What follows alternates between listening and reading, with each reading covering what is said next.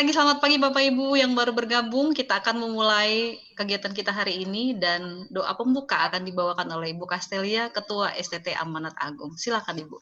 Oke, terima kasih Ibu Lenta. Selamat pagi kepada Bapak Ibu semua. Dari STT Amanat Agung saya mengirimkan salam dari dosen-dosen STT Amanat Agung kepada Bapak Ibu dan saya sangat senang sekali bergabung dalam belajar kita di 3 hari ini. Mari kita berdoa, Saudara. Kami sungguh bersyukur kepada Tuhan, Sang Empunya hidup dan dunia ini. Kami berterima kasih untuk banyak hal yang Tuhan izinkan untuk kami alami dalam hari-hari ini. Bahkan di tengah pandemi yang besar ini yang melanda dunia, Tuhan masih mengizinkan kami untuk duduk bersama di tempat yang berbeda, untuk belajar. Dan kami dapat terus meningkatkan diri di tengah tantangan yang tidak mudah ini, demi kami dapat melayani Tuhan, demi kami dapat mendidik orang-orang yang Tuhan panggil untuk menjadi hamba-hamba-Mu dan menjalankan misi Tuhan di tengah dunia ini. Kami sadar ya Tuhan bahwa kami ini sangat banyak memiliki keterbatasan. Dan bahkan kadangkala kami tidak mampu juga untuk menanggung begitu banyak misi yang harus dijalankan. Tetapi kami bersyukur bahwa kami memiliki teman.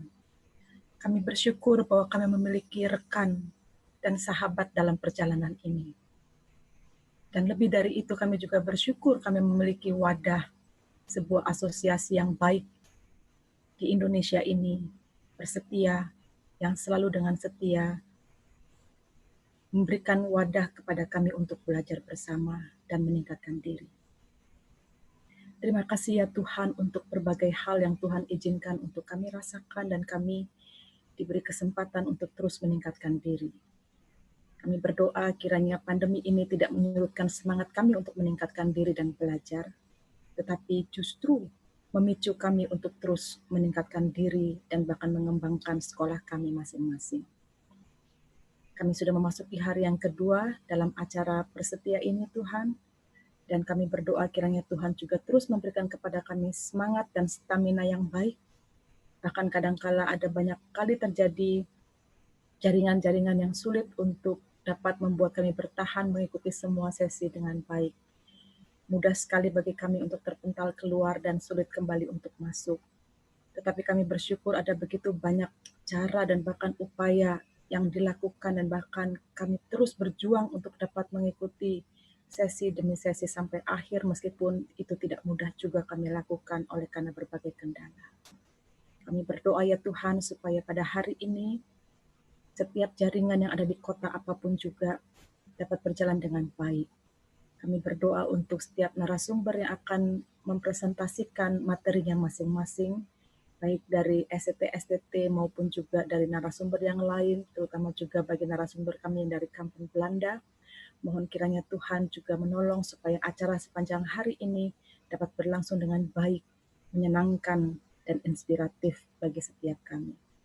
Kami bersyukur buat Ibu Lenta dan juga rekan-rekan lain yang telah mengurus acara ini dengan begitu baik. Kiranya Tuhan memberkati mereka. Terima kasih Bapa di surga, di dalam nama Tuhan Yesus Kristus kami berdoa. Amin. Amin. Terima kasih Ibu Castelia. Sama-sama Bu. Saya serahkan langsung kepada moderator yang akan memandu kita dalam sesi yang pertama. Ibu Justi, silahkan. Ya, terima kasih Kak Lenta. Selamat pagi Bapak Ibu, rekan-rekan yang terkasih di dalam Tuhan. Salam sehat dari Kota Jakarta buat Bapak Ibu semua. Semoga kita ada dalam keadaan baik pagi hari ini. Di hari yang kedua dari pelaksanaan studi Institut Persetia tahun 2020, kita akan mengawali hari ini dengan mendengarkan bersama beberapa presentasi dari rekan-rekan dari Sekolah Teologi. Tema yang diberikan untuk sesi yang keempat ini adalah pendidikan intergenerasi dalam desain kurikulum pendidikan tinggi teologi di Indonesia. Dan kita akan mendengarkan bersama presentasi dari beberapa sekolah anggota Persetia. Ada 3 narasumber yang akan melakukan presentasi pada pagi hari ini. Yang pertama, Pendeta Merensiana Hale, Magister Teologi dari Prodi Teologi Agama Kristen, Fakultas Teologi UKAW Kupang. Beliau sehari-hari selaku dosen pengampu mata kuliah pendidikan Kristiani di sekolah tersebut. Lalu yang kedua, kita akan mendengarkan presentasi dari Pendeta Dr. Nancy Soisa, MSI, dari Fakultas Teologi UKIM Ambon.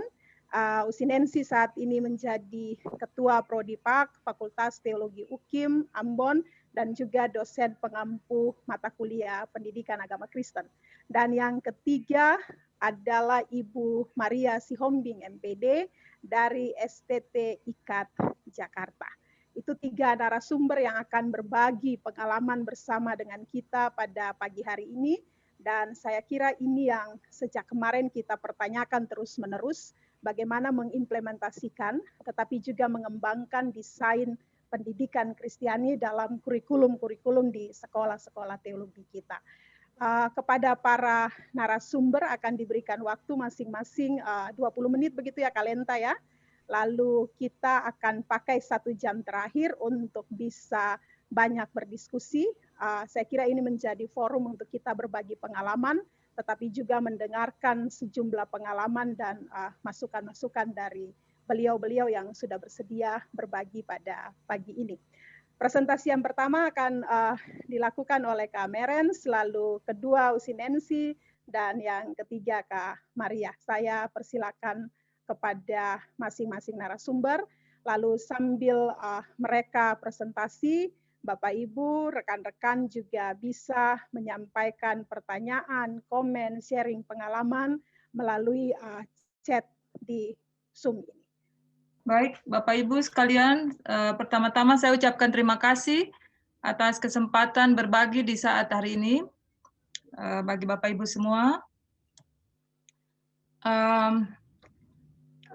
Saya mau mulai memaparkan kondisi atau pengembangan pendidikan di kampus kami di UKIM dengan memperlihatkan sebuah perkembangan belakangan, ya, perkembangan aktual dari kampus kami yang di dalam konteks ya kebutuhan konteks. Kemudian UKIM mengaktualisasi diri sebagai kampus orang bersaudara. Di dalam konsep ini, pendekatan nilai Indonesia, kearifan lokal Maluku, dan nilai kekristenan diharapkan menjadi bingkai pendidikan di UKIM. Nah, dari hal itu tentu ada juga visi misi UKIM dan sebagainya, tapi itu akan sangat panjang kalau kita paparkan di sini. Lalu bingkai berikut di dalam pengembangan pendidikan di kampus kami adalah visi dan misi dari fakultas, yakni menjadi fakultas yang unggul untuk mengembangkan teologi kontekstual, ya, teologi yang kontekstual, ekumenis, dan pluralis dalam gereja dan masyarakat berbasis kepulauan. Nah, bingkai ini menjadi kekuatan yang diharapkan menginspirasi seluruh proses maupun struktur, kebijakan, dan hal-hal lainnya di dalam penyelenggaraan pendidikan di Fakultas Teologi. Nah, kami memiliki sejarah yang menarik, sejarah yang khas ya di tempat kami, karena mungkin juga di tempat-tempat lain ada hal yang mirip, yaitu bahwa pendidikan teologi di UKIM itu sebelum kampus ini menjadi UKIM, dulu adalah pendidikan teologi saja. Namun oleh pengembangan visi pelayanan dan misi pelayanan dari GPM, Gereja Protestan Maluku, merasa bahwa pengembangan pendidikan tinggi itu penting, dan karena itu pendidikan teologi kemudian menjadi basis bagi pengembangan program studi ya fakultas-fakultas yang lain. Sejak 1985 itu kampus kami kemudian menjadi universitas. Jadi itu berarti dari sejarah kami ada harapan bahwa UKIM menjadi salah satu alat pelayanan dari Gereja Protestan Maluku kepada masyarakat. Nah, dalam kondisi itu Fakultas Teologi diharapkan menjalankan peran menggarami baik di dalam kampus, diharapkan ada muncul keteladanan ya dari fakultas, dari mahasiswa, dosen, sehingga menggarami seluruh proses di UKIM pada satu sisi, tetapi yang kedua, Fakultas Teologi dianggap dan diposisikan menjadi dapur pengembangan teologi bagi Gereja Protestan Maluku. Nah, sampai saat ini kepercayaan kepada Fakultas Teologi itu masih sangat tinggi oleh masyarakat, sekalipun ada banyak sekolah yang sudah berkembang, program-program studi pun sudah berkembang banyak, tapi interest ya orang untuk masuk ke Fakultas Teologi itu sangat-sangat tinggi. Kalau saya tidak salah, kemarin tuh ada sekitar 500-an orang yang melamar, mahasiswa baru yang melamar untuk masuk. Yang diterima kalau tidak salah hanya sekitar 100, tidak sampai 150 untuk 2 program studi, itu pun dengan menutup gelombang ketiga untuk program studi teologi, karena antusiasme anak-anak muda untuk masuk di kampus kami itu, khususnya Fakultas Teologi itu sangat-sangat tinggi. Kepercayaan masyarakat, khususnya generasi muda terhadap pengembangan pendidikan di Ambon, khususnya di Fakultas Teologi itu sangat tinggi. Nah, latar belakang mahasiswa kami datang dari berbagai interdenominasi ya, berbagai denominasi, dan juga dari beberapa gereja yang bukan hanya di wilayah timur Indonesia, tapi juga di wilayah Indonesia Tengah dan juga Indonesia bagian barat. Nah, saya lanjut dengan lingkungan kami. Kami memiliki, saya termasuk alumni dari UKIM. Ya, kami punya sebuah tradisi yang cukup kuat, itu saya rasa juga di tempat lain ada, tradisi yang kami sebut sebagai tradisi adik kakak, ya. Ya, antar generasi ya, walaupun ada yang beda-beda sedikit masih satu generasi, tapi kemudian itu juga jadi per angkatan ya, per tutor atau mentorship ya, per program studi dan lingkaran antar generasi ini masih sangat kuat, dan itu juga berefek pada pengembangan gereja ketika alumni-alumni kami sudah terjun ke medan-medan pelayanan. Memang sebagian besar alumni kami melayani di Gereja Protestan Maluku, tapi ada juga yang di tempat-tempat yang lain dan bahkan di negara-negara yang lain. Nah, selain itu para dosen kami sewaktu-waktu juga terpilih menjadi pimpinan di gereja. Jadi ada keterkaitan, ada link antara kampus dengan gereja, dan saya rasa ini menjadi latar yang unik juga bagi pembinaan atau relasi intergenerasi di dalam kampus maupun masyarakat kami serta gereja. Memang seringkali senioritas itu masih kuat di dalam gereja ya. Namun belakangan 5-10 tahun belakangan ini sudah mulai lebih seimbang. Misalnya kami pantau pada level kepemimpinan gereja, level menengah, yaitu yang kami sebut sebagai klasis, itu sudah ada adik-adik mahasiswa alumni yang generasi Y, yang lahir tahun 92 sampai 94 itu menurut kategori kemarin, itu sudah ada yang duduk pada level kepemimpinan menengah, bahkan top leader di gereja. Sementara itu kepemimpinan perempuan masih dominan pada level jemaat, namun level klasis dan sinode masih didominasi oleh laki-laki. Nah, jadi dengan menyebutkan ini, saya mau memperlihatkan bahwa Ibu Bapak ada variasi-variasi kompleksitas ya dalam relasi-relasi intergenerasi, baik di kampus dan juga di gereja. Jadi kadangkala senioritas, sehingga kalau perempuan mungkin senior bisa jadi lebih punya akses dibandingkan misalnya yang junior ya. Jadi ada kita harus petakan lagi detil-detil korelasi antara usia, antara gender, dan selain itu juga kadang-kadang walaupun sangat kecil kemungkinannya ada juga latar belakang etnis. Dan kadang-kadang juga ada latar belakang alumni dan seterusnya. Itu konteks gereja dan kampus. Sementara itu, kita ada di dalam juga konteks masyarakat, di mana pola keluarga tradisional itu masih kuat di dalam masyarakat. Ya, sebagaimana kita ketahui bahwa konteks wilayah pelayanan Gereja Protestan Maluku itu lebih dari 70% ada di wilayah pedesaan.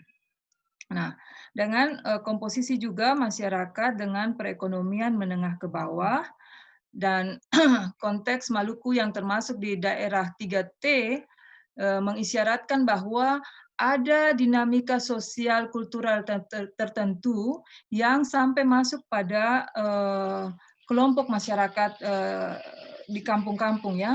Jadi ada misalnya strategi kebudayaan masyarakat di mana adat itu kemudian sekarang diharapkan diperkuat, sebab itulah benteng terakhir dari masyarakat untuk mempertahankan diri terhadap globalisasi dan hal-hal yang lainnya. Dan kadang-kadang itu menimbulkan dilema transformasi kita di dalam pengembangan masyarakat yang adil gender dan juga relasi kuasa antara yang dewasa dan anak-anak itu harus dipertimbangkan lagi. Ada hal-hal yang sangat dilematis untuk dicarikan atau dikembangkan begitu saja tanpa sangat teliti untuk melihat kompleksitasnya di dalam masyarakat. Nah, sementara itu komposisi pengajar di kampus kami dan mahasiswa, di kampus kami para pengajar itu ada yang masih dari generasi baby boomer, generasi X, generasi Y. Dan malah di dalam komposisi belakangan, calon-calon dosen itu sudah ada dari generasi Z. Sementara mahasiswa untuk S1, S2, S3 itu dari generasi X, Y, dan Z. Sementara itu konteks lingkungan antar generasi, kami punya para dosen yang senior, misalnya itu dosen kami dulu, dan sekarang mereka mengajar anak-anak dari para mahasiswanya, jadi sudah generasi ketiga kan ya.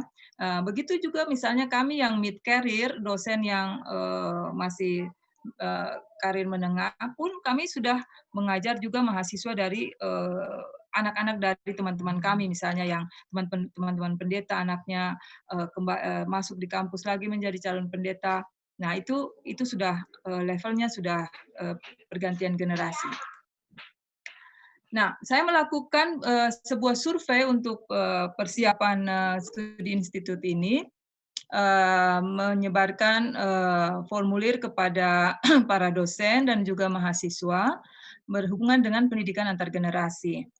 Kesimpulan sementara dari survei itu adalah bahwa konsep pendidikan intergenerasi ini belum merata dikenal oleh para dosen, padahal bentuknya ya, bentuk dari pendidikan intergenerasi itu sebenarnya sudah ada ya. Setiap dosen menyadari adanya dan para dosen juga menyadari adanya kesenjangan generasi dengan para mahasiswa. Walaupun tidak semua. Hampir semua dosen menyadari adanya kesenjangan antar generasi, ada yang mengatakan tidak ekstrim, karena toh di dalam kenyataan proses antar generasi itu masih tetap berjalan ya, sebab pendidikan itu pasti antar generasi. Nah, persoalannya adalah antar generasi yang seperti apa dengan perspektif yang seperti apa. Apakah berjalan seperti yang selama ini ataukah secara sengaja dibuat sebuah formula atau sebuah format yang memperlihatkan apa sih rambu-rambu yang kita sebut dengan antar generasi yang kita inginkan di dalam pendidikan Kristiani itu. Hampir semua dosen melihat bahwa kerangka pikir intergenerasi itu bisa menjadi bagian dan berhubungan dengan perkuliahannya. Jadi saya kasih contoh, misalnya ini pendapat dari beberapa dosen yang dengan mata-mata kuliah yang diampunya bahwa misalnya di mata kuliah teologi publik, perspektif antar generasi ini bisa masuk misalnya dalam bahasan relasi dan komunikasi di ruang-ruang publik, komunikasi intergenerasi. Dalam sejarah teologi pendidikan agama Kristen misalnya, materi tentang intergenerasi atau perspektifnya bisa masuk dalam bahasan mengenai sejarah perkembangan model pendidikan, ya, tantangan model pendidikan intergenerasi bagi gereja-gereja Protestan dan yang beraliran Pentakosta. Di dalam mata kuliah homiletika misalnya, dosen mengatakan bisa masuk pendekatan ini penting di dalam interpretasi teks, misalnya juga dalam konteks homiletis di mana proses berkhotbah dan macam-macam. Dalam pendidikan agama Kristen, misalnya, perspektif ini sangat bermanfaat ketika berbicara tentang etika dan pembentukan karakter Kristiani. Di dalam psikologi perkembangan malah kita tahu bahwa memang teori psikologi perkembangan ini sangat menjadi menjadi inti ya. Jadi bagi dosen yang bersangkutan hampir semua atau semua pokok bahasan psikologi perkembangan ya menekankan bagaimana menemukan kualitas hidup yang salah satunya bersumber dari pengaruh sosial di sekitar individu. Karena itu perspektif antar generasi ini betul-betul mainstream menurut dosen yang bersangkutan.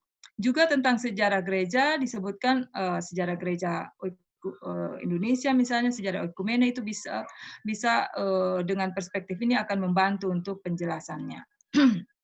Studi agama-agama, juga ada eklesiologi, pastoral transformatif ya, musik dan pembelajaran PAK misalnya.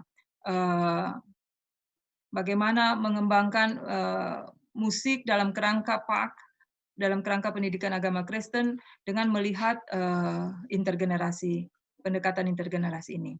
Ya, misalnya dalam manajemen pelayanan gereja, mata kuliah ini mengatakan bahwa dosen mengatakan bahwa seluruh pokok bahasan berhubungan dengan manajemen pelayanan gereja berperspektif pendidikan intergenerasi. Nah, Ibu Bapak,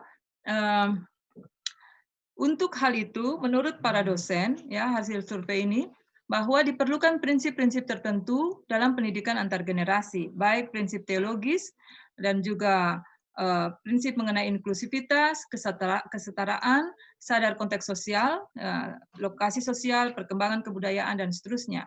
Dan untuk melakukan itu, para dosen sendiri di dalam survei itu mengatakan perlu ada rekomendasi-rekomendasi jika perspektif pendidikan antar generasi ini secara sengaja akan dilakukan. Jadi tidak bisa mengatakan bahwa dengan sendirinya itu akan berjalan, tapi memang diperlukan pengembangan secara sengaja. Beberapa hal yang disampaikan oleh para dosen antara lain tentang prinsip ini tadi saya sudah sebutkan, dan tentang pengembangannya diharapkan bahwa jika ingin pendidikan antar generasi ini dilakukan, maka perlu adanya sosialisasi dan penyadaran pendidikan intergenerasi bagi para pendidik dan naradidik. Kemudian diperlukan upaya merancang ulang metode, media, dan isi perkuliahan yang dapat menjembatani kesenjangan antar pendidik dan naradidik. Berikutnya diperlukan juga forum komunikasi antar generasi secara intensif dan terbuka, sehingga terbangun kesalingpahaman dalam menanggapi isu-isu kehidupan bersama lintas generasi. Tidak lagi dalam format patron klien yang kaku. Juga diperlukan kurikulum di dalam pendidikan intergenerasi. Rekomendasi yang lain adalah diperlukan rekonstruksi pendidikan intergenerasi berhubungan dengan tantangan atau ya era revolusi 4.0.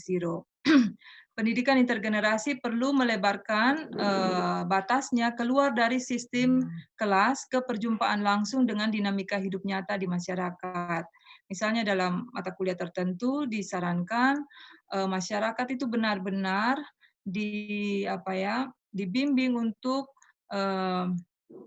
berjumpa dengan kondisi real masyarakat, praktek ritus-ritus agama, tradisi-tradisi adat budaya lokal yang penuh hikmat ya. Jadi kearifan-kearifan lokal ini perlu ditelisik secara seksama jika kita memang ingin membangun pendidikan intergenerasi yang berkualitas. Berikutnya, muatan konteks kehidupan masyarakat lintas generasi harus ada dalam proses pembelajaran, dan menurut para dosen ini akan lebih kontekstual dan mudah terintegrasi dalam pengalaman para pengajar maupun mahasiswa. Ya, itu beberapa rekomendasi. Ada lagi rekomendasinya membuat konsep dan metode pendidikan berbasis paradigma pendidikan intergenerasi, kemudian kurikulum yang hendaknya melibatkan pembuatan kurikulum harus dengan pendekatan trace study melibatkan stakeholder dan juga naradidik. Strategi pendidikan apapun yang dikembangkan dalam pendidikan harus konsisten atas landasan teologis dan filosofis yang dianut oleh komunitas iman dan konteks masyarakatnya. Ini pendekatan melihat bahwa pendidikan intergenerasi bukan hanya ada di dalam ruang pengembangan kurikulum pendidikan, tetapi dia harus berbasis pada pemahaman teologis yang mendalam tentang apa itu intergenerasi ya, jadi perspektif teologis yang sangat kuat untuk menjadi basisnya. pendidikan generasi yang terintegrasi antara yang kita sebut kemarin ya kategorial atau yang menurut para dosen disebut sebagai homogeneous age dengan yang intergenerasi.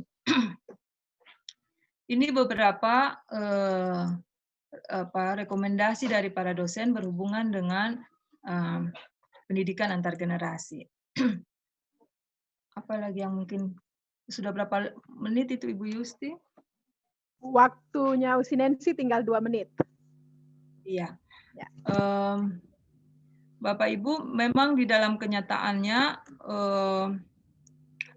karena kami konteks kepulauan dan kebudayaan masyarakat itu pada satu sisi masih kuat, tetapi kita tidak bisa menutup mata bahwa juga kebudayaan masyarakat banyak sekali yang sudah terkikis dan bahkan hilang. Dan karena itu memang posisi lembaga pendidikan teologi di Ambon misalnya sangat peduli terhadap bagaimana mendampingi masyarakat ya dengan mendialogkan terus-menerus kebudayaan-kebudayaan masyarakat kepulauan dengan perkembangan-perkembangan aktual yang tidak hanya positif dan menyenangkan, tetapi yang menantang dan juga mengancam kehidupan masyarakat itu, sehingga jika kita menginisiasi sebuah upaya baru, misalnya perspektif pendidikan intergenerasi, harusnya itu menjadi cross-cutting issue yang bisa membantu proses sekaligus ya bersama-sama terselesaikan juga hal-hal yang menantang selama ini. Jadi seperti kemarin kita berharap bahwa ketika perspektif ini berjalan atau kita betul-betul mengaktualisasikannya, kita akan juga bisa menyelesaikan kekakuan hierarkis misalnya. Kita juga bisa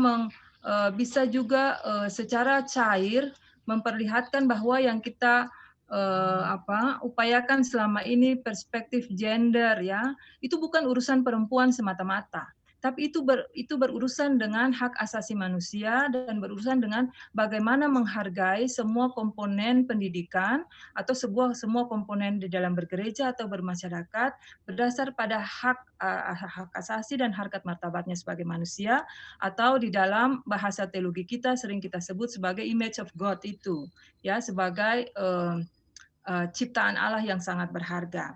Nah, bagi saya kepentingan daripada intergenerasi, pendidikan intergenerasi ada di situ. Kalau tidak, dia akan menjadi sebuah strategi pendidikan semata.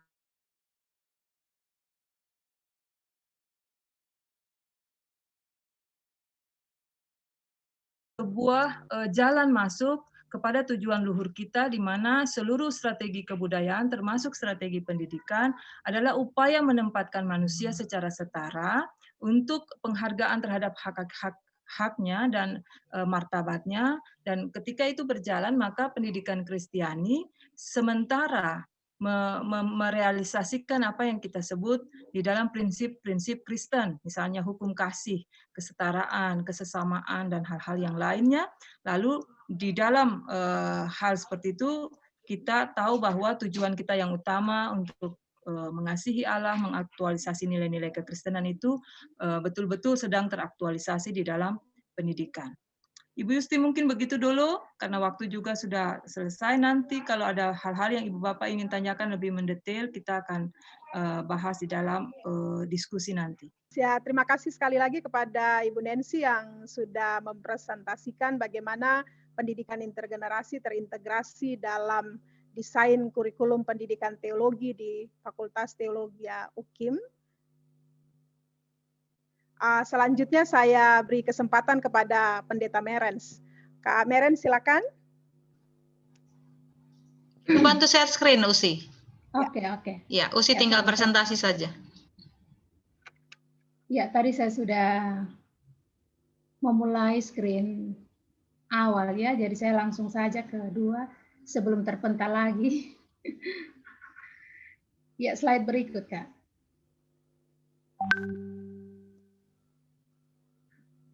Ya, dalam rangka berbagi pengalaman tentang pendidikan intergenerasi di Fakultas Teologi, saya coba membangun konsep pendidikan intergenerasi dari beberapa sumber yang sudah sempat dibaca, yaitu proses pembelajaran hidup 2 generasi atau lebih dengan keunikan prinsip hidup dan sikap yang ditentukan oleh era kelahiran untuk tetap survive dan hidup bernilai.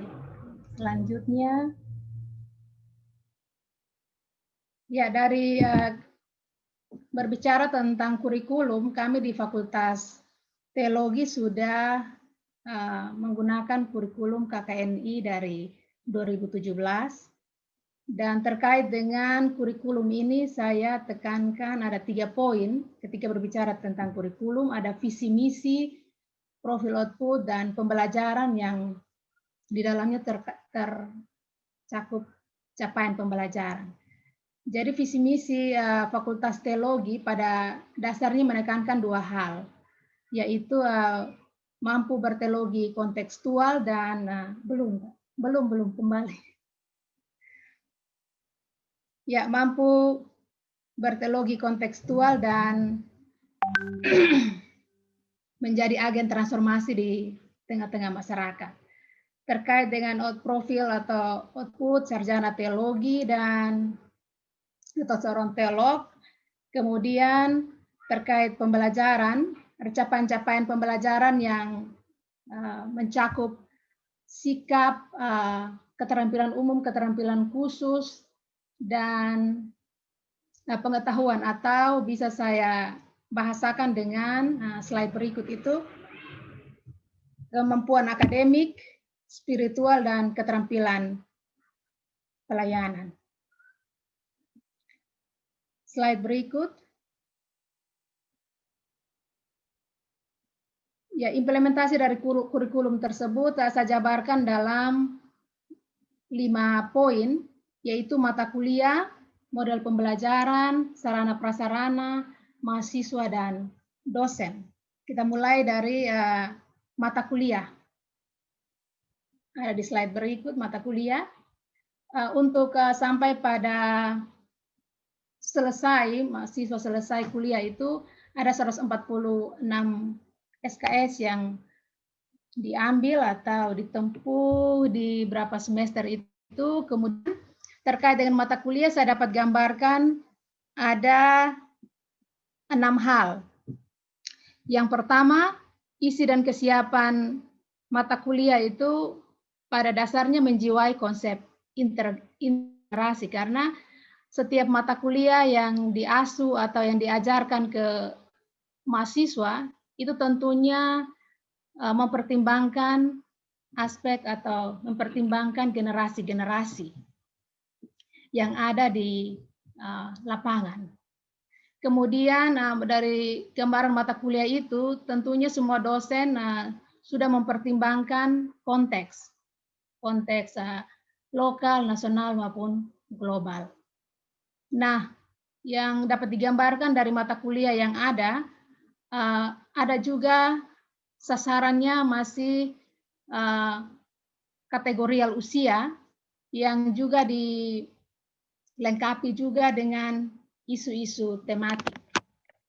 Nah, dalam mata kuliah pendidikan Kristiani sendiri, saya sebagai dosen pendidikan Kristiani sudah memperkenalkan teori generasi, khususnya dari tahun 2018 itu ketika bertemu dengan buku Teologi Anak, sebuah kajian literatur perkantas, itu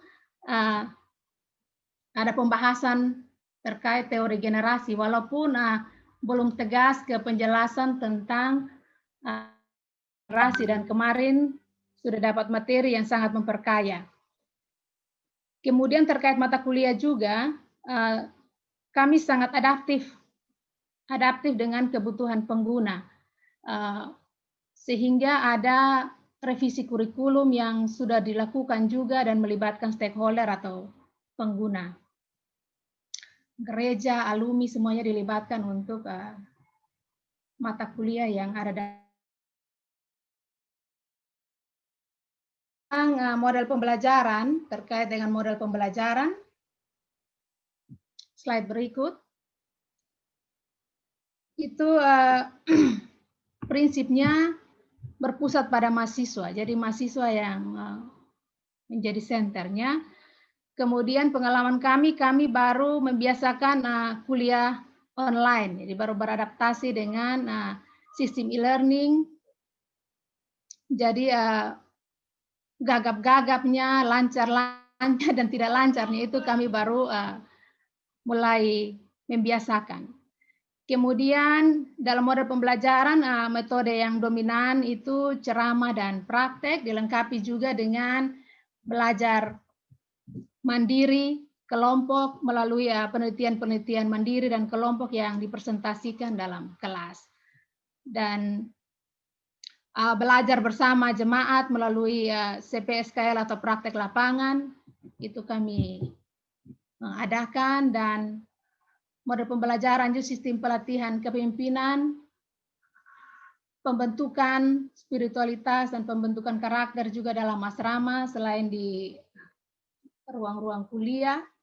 Kemudian model pembelajaran itu juga terkaitnya berkembang dalam program kelompok dosen wali atau dosen penasihat akademik. Slide berikut tentang kami berbagi juga tentang sarana prasarana yang ada di fakultas kami. Ada kapela yang kami biasa gunakan untuk beribadah atau bertemu juga intergenerasi ya di antara kami dan alumni yang kami bisa manfaatkan. Kami biasa manfaatkan ruang kapela ini. Kemudian asrama untuk mahasiswa yang tapi kalau dalam masa ini memang dikosongkan. Kami juga memiliki perpustakaan walaupun aksesnya masih manual. Kami pun memiliki 7 ruang kuliah walaupun masih tanpa LCD. Kami memiliki akses internet walaupun kurang stabil, dan kami pun sudah mulai menggunakan sistem e-akademik dan e-learning. Ada ruang pengembangan diri yang kami adakan walaupun dalam keterbatasan itu. Kemudian ada pastori di sekitar kampus di ruang kuliah dan di antara ruang kuliah dan asrama. Jadi kalau mau bilang dalam lingkungan kampus itu pun ada beberapa generasi yang tinggal. Kemudian kami memiliki mading elektronik dan infokom untuk sarana berkomunikasi antara kami, mahasiswa, dosen, dan alumni. Selanjutnya, slide berikut tentang mahasiswa. Poin mahasiswa, keadaan kami dominan mahasiswa berasal dari keluarga yang keluarga sederhana, sehingga itu berpengaruh pada penyediaan fasilitas atau gadget untuk belajar. Kemudian itu juga berpengaruh pada akses referensi yang terbatas. Kalau biasanya sudah terbiasa dengan akses referensi manual, dan kalau masa-masa seperti ini harus online, maka itu menjadi suatu persoalan juga. Kemudian itu berdampak pada karena berasal dari keluarga dominan, berasal dari keluarga sederhana, maka variasi level adaptif teknologi pun berbeda. Ada mahasiswa yang lahir besar di kota dan dari desa, itu memiliki variasi level adaptif teknologi yang berbeda. Kemudian gambaran tentang mahasiswa masih kaku soal relasi senior-junior. Jadi semester yang paling yang di bawah dan semester yang di atas itu masih kuat dengan relasi itu. Dan dipertegas dengan panggilan kakak dan adik, walaupun itu dalam bisa digambarkan dengan atmosfer kekeluargaan. Tapi itu mempertegas bahwa kamu kakak dan saya adik. Kemudian gambaran tentang mahasiswa, kegiatan-kegiatan kemahasiswaan yang dilakukan bersama dengan lembaga kemahasiswaan sangat menolong mereka untuk berkembang. Selanjutnya terkait dengan dosen, gambaran tentang dosen. Di slide berikut.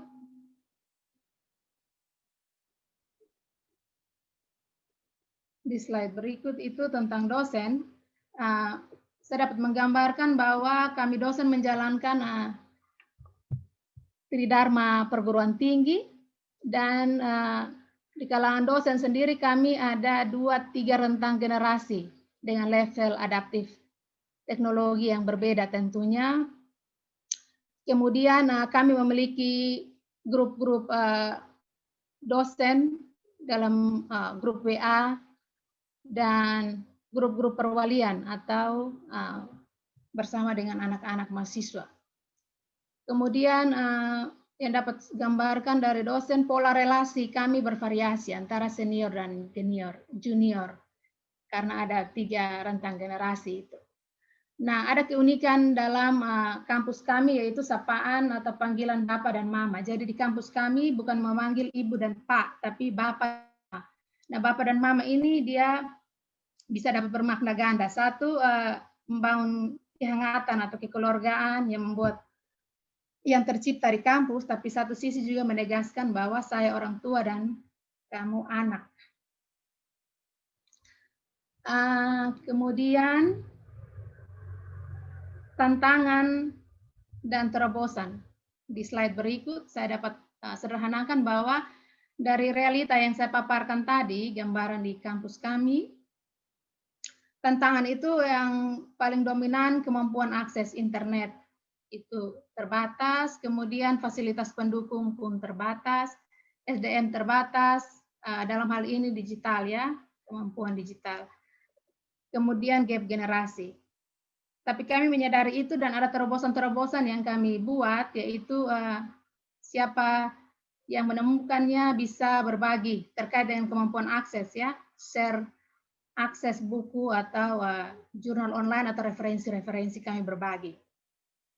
Kemudian kami membuat grup-grup dosen perwalian, grup-grup bimbingan mahasiswa, dan grup-grup untuk setiap mata kuliah untuk mencairkan relasi supaya dapat berkomunikasi lebih efektif dan baik.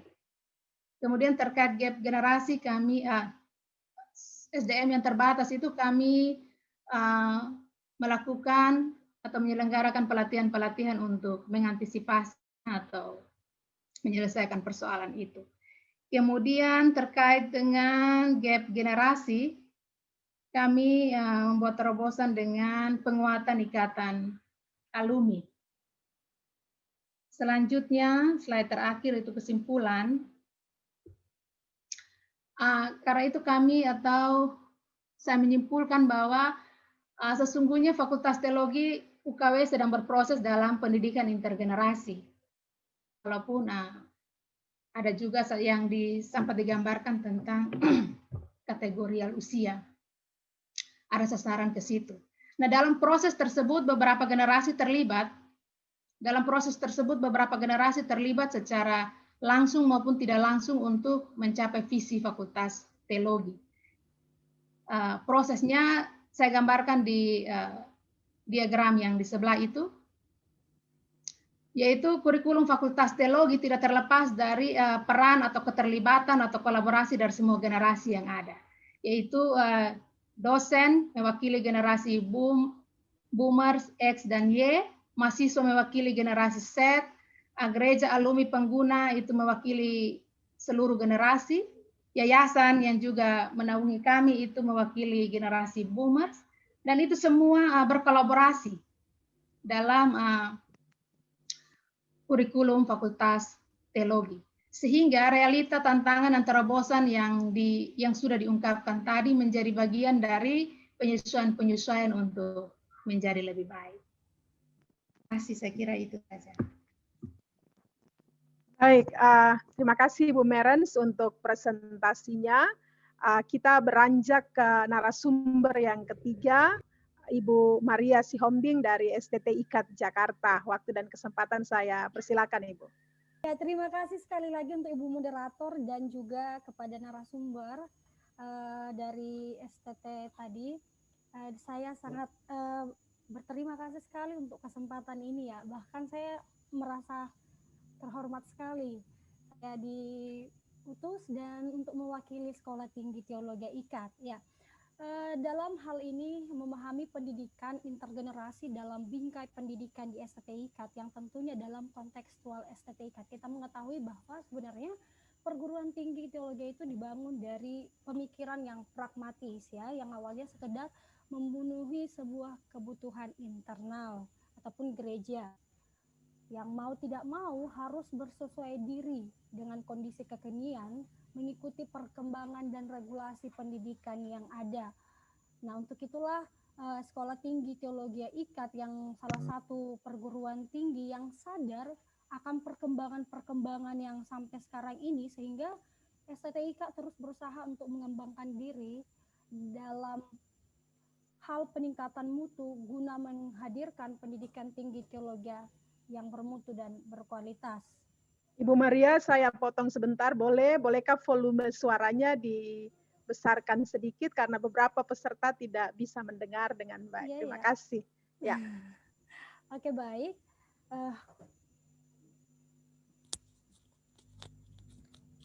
Sekolah Tinggi Teologi IKAT ini berdiri sejak 12 Februari 1986 ya, yang dilatar belakangi sebenarnya untuk menjawab tantangan kebutuhan guru-guru pendidikan agama Kristen pada saat itu ya, dan berbagai macam upaya yang dicoba dilakukan oleh STT IKAT untuk mengembangkan diri secara terus-menerus. Dan STTIK juga tentunya mempunyai maksud dan tujuan kenapa STT ini didirikan, yakni untuk mengangkat harkat dan martabat manusia melalui pendidikan. Jadi STTIK itu sangat menekankan untuk mengangkat harkat dan martabat mahasiswa-mahasiswi yang ada di Sekolah Tinggi Teologi IKAT melalui pendidikan yang berlangsung hingga pada saat ini. Kemudian di STTIK itu juga ada beberapa pendekatan pembinaan yang sering kami sebutkan dengan istilah tribina ya. Tribina yang pertama itu bina akademis ataupun bina mental intelektual, di mana di dalam pembinaan ini mahasiswa itu dididik untuk memiliki kemampuan akademik dalam mengajar ataupun menggembalakan ataupun nantinya dalam menginjil. Kemudian yang kedua itu ada bina asrama atau bina mental spiritual dan sosial, dan kebetulan memang di STTIK itu mahasiswa-mahasiswa itu tinggal di asrama bagi yang belum menikah. Tapi kalau sudah menikah tinggal di rumah masing-masing bersama suami ataupun istri. Tapi kalau belum menikah, STTIK mewajibkan untuk mahasiswa tersebut untuk tinggal di asrama dalam guna untuk pembinaan asrama. Kemudian yang ketiga itu kita menyebutnya dengan bina praktikum ataupun bina keahlian ataupun skill ya. Jadi STTIK mengharapkan semua mahasiswa-mahasiswa di STTIK itu memiliki keahlian ataupun skill secara spesifik yang nantinya akan digunakan dalam pelayanan, dalam pengajaran yang mereka lakukan. Seperti yang sudah saya katakan tadi, mengajar, menggembalakan, dan menginjili. Jadi yang mengambil prodipak harus bisa mengajar, harus bisa menggembalakan, bahkan harus bisa menginjili. Demikian juga yang teologi, harus bisa mengajar, menggembalakan, dan menginjili. Ya. Lalu kemudian dalam aspek-aspek akademis yang mungkin ini hampir sama dengan sekolah-sekolah lainnya dalam hal kurikulum. Awalnya kurikulum di STTIK itu menggunakan kurikulum yang dikeluarkan oleh Dirjen Bimas Kristen, yang kemudian berkembang menggunakan kurikulum dengan rumusan Kerangka Kualifikasi Nasional Indonesia atau yang sering kita sebut dengan KKNI. Dan mengharapkan dengan capaian pembelajaran dalam kurikulum ini menekankan pada kesesuaian spesifikasi program dalam studi masing-masing. Dan penyusunan kurikulum ini pun dilakukan secara bersama-sama, bahkan dengan melibatkan dosen dan mahasiswa. Jadi akan banyak pendapat-pendapat yang dimasukkan di dalamnya. Ya. Lalu kemudian yang kedua, mahasiswa, di sini saya menyertakan foto-foto ya, adalah foto-foto dari mahasiswa-mahasiswi yang ada di Sekolah Tinggi Teologi IKAT ya. dan mahasiswa ini diberikan ruang untuk mengembangkan wawasan keilmuan dan karakter kerohanian yang tumbuh lewat interaksi interrelasi sosial.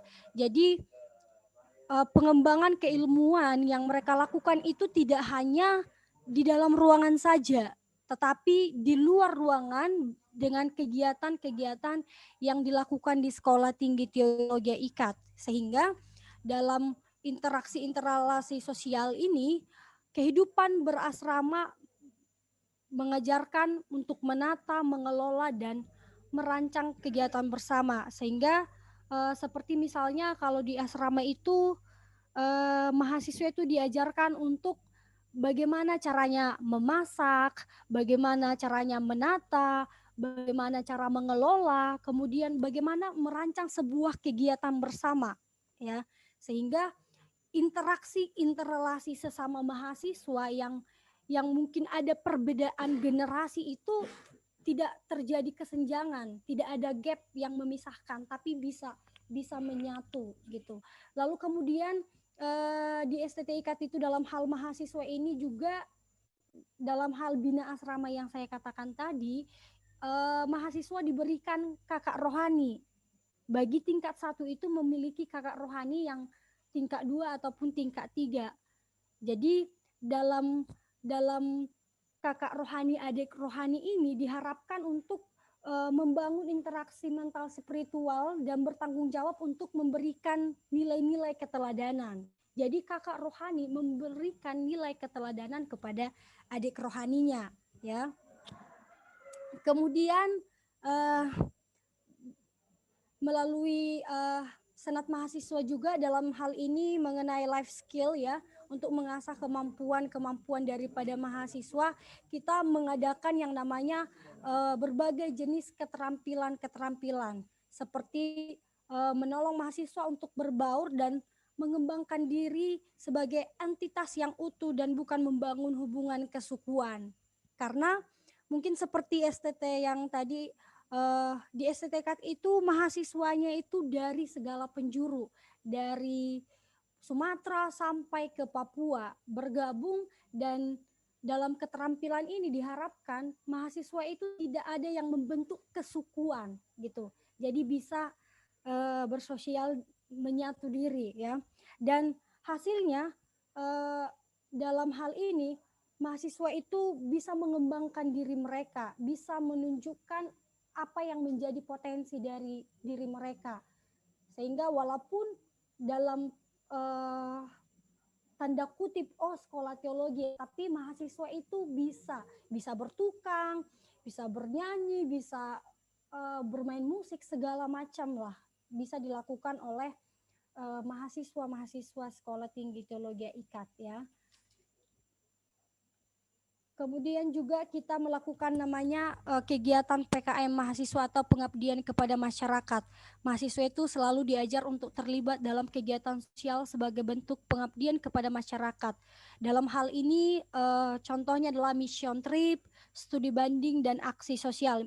Mission trip itu adalah program yang menjadi budaya di STT IKAT, di mana biasanya kami di STT IKAT itu setiap tahun di bulan 6 itu kita melakukan misi ke setiap daerah-daerah yang ada di Indonesia, ya. Jadi dibentuk tim-tim mission trip, ya, dan diberikan kesempatan kepada setiap mahasiswa dan dosen pembimbing untuk mencari tempat, ya, tempat yang merupakan relasi dari masing-masing, ya. Sehingga ini adalah foto-foto kita melakukan misi mission trip, dan juga ada studi banding, kemudian aksi sosial juga seperti kejadian yang ada di Palu. Kita juga melakukan aksi sosial seperti kejadian yang dulu terjadi di Sinabung. Kita sampai turun ke jalanan untuk melakukan penggalangan dana yang pada nantinya disumbangkan untuk orang-orang yang terkena bencana. Jadi sangat menarik sekali sebenarnya, ya. Dan kemudian di STT IKAT itu terdapat sejumlah dosen muda yang saat ini sudah terlibat mengajar, dan setelah memenuhi syarat pendidikan ya, dan telah melaksanakan tugas juga sebelumnya sebagai asisten dosen selama beberapa semester untuk mata kuliah yang dikhususkan dan lolos pengajuan NIDN ya. Di sini kita melihat STT IKAT memiliki 40 dosen ber-NIDN dan 3 profesor ya, dengan presentasi kategori sebagai berikut. Seperti yang kemarin generasi baby boomer itu, kemudian generasi X, kemudian generasi Y ataupun generasi milenial, kemudian generasi Z. Kita melihat di sini di Sekolah Tinggi Teologi IKAT, dosen yang masuk dalam kategori generasi baby boomer itu sebesar 12%. Kemudian dosen yang dalam generasi X itu sebesar 67%. Lalu kemudian generasi milenial itu sebesar 16% dan generasi Z itu 5%. Jadi dari dosen-dosen yang dimiliki oleh STT IKAT sudah menunjukkan sebenarnya adanya intergenerasi di dalamnya, walaupun di presentasi ini masih lebih banyak generasi X, tapi di dalamnya juga sudah ada generasi milenial dan generasi Z, bahkan ya generasi Z yang kelahiran dari 1996 sampai 2010. Saya pikir itu sangat muda sekali ya. Lalu kemudian dalam kegiatan-kegiatan di Sekolah Tinggi Teologi IKAT yang dilakukan oleh para dosen, yang pertama itu dosen diwajibkan mengikuti workshop ataupun pemanfaatan teknologi dalam pembelajaran ya, karena kita mengetahui bahwa perubahan pendekatan pembelajaran khususnya penggunaan IT dalam media pembelajaran, para dosen wajib mengikuti ini karena memang tidak bisa dipungkiri ya, kadang dari perbedaan generasi-generasi ini ada generasi-generasi yang kesulitan untuk berbaur dengan perubahan-perubahan yang terjadi sekarang ini ya. Kemudian pelatihan pembuatan rencana pembelajaran semester atau kontrak perkuliahan ya, RPSKP. Kita di STTIK juga melakukan pelatihan ini ya. Kemudian pelatihan penyusunan karya ilmiah dan juga ada lomba menyusun bahan ajar ya.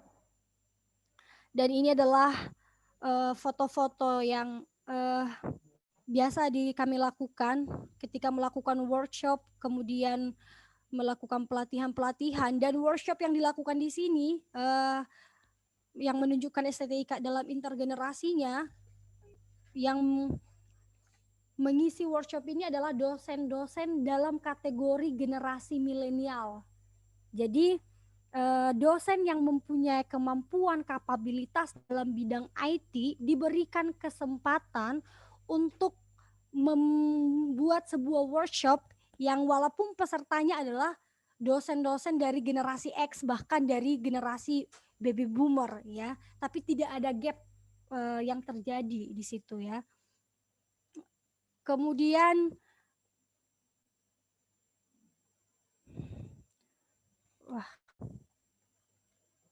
ini macet ya, maaf Bapak Ibu, nggak bisa ya, nggak bisa, oke. Aduh.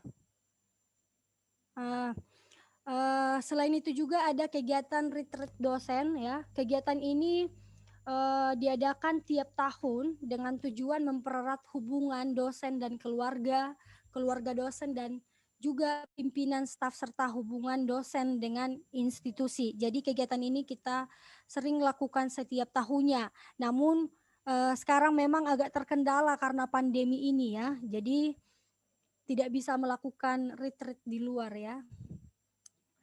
Kemudian juga di STTIK memiliki staf ataupun karyawan sebanyak 28 orang, dan presentasinya seperti yang sudah tertera itu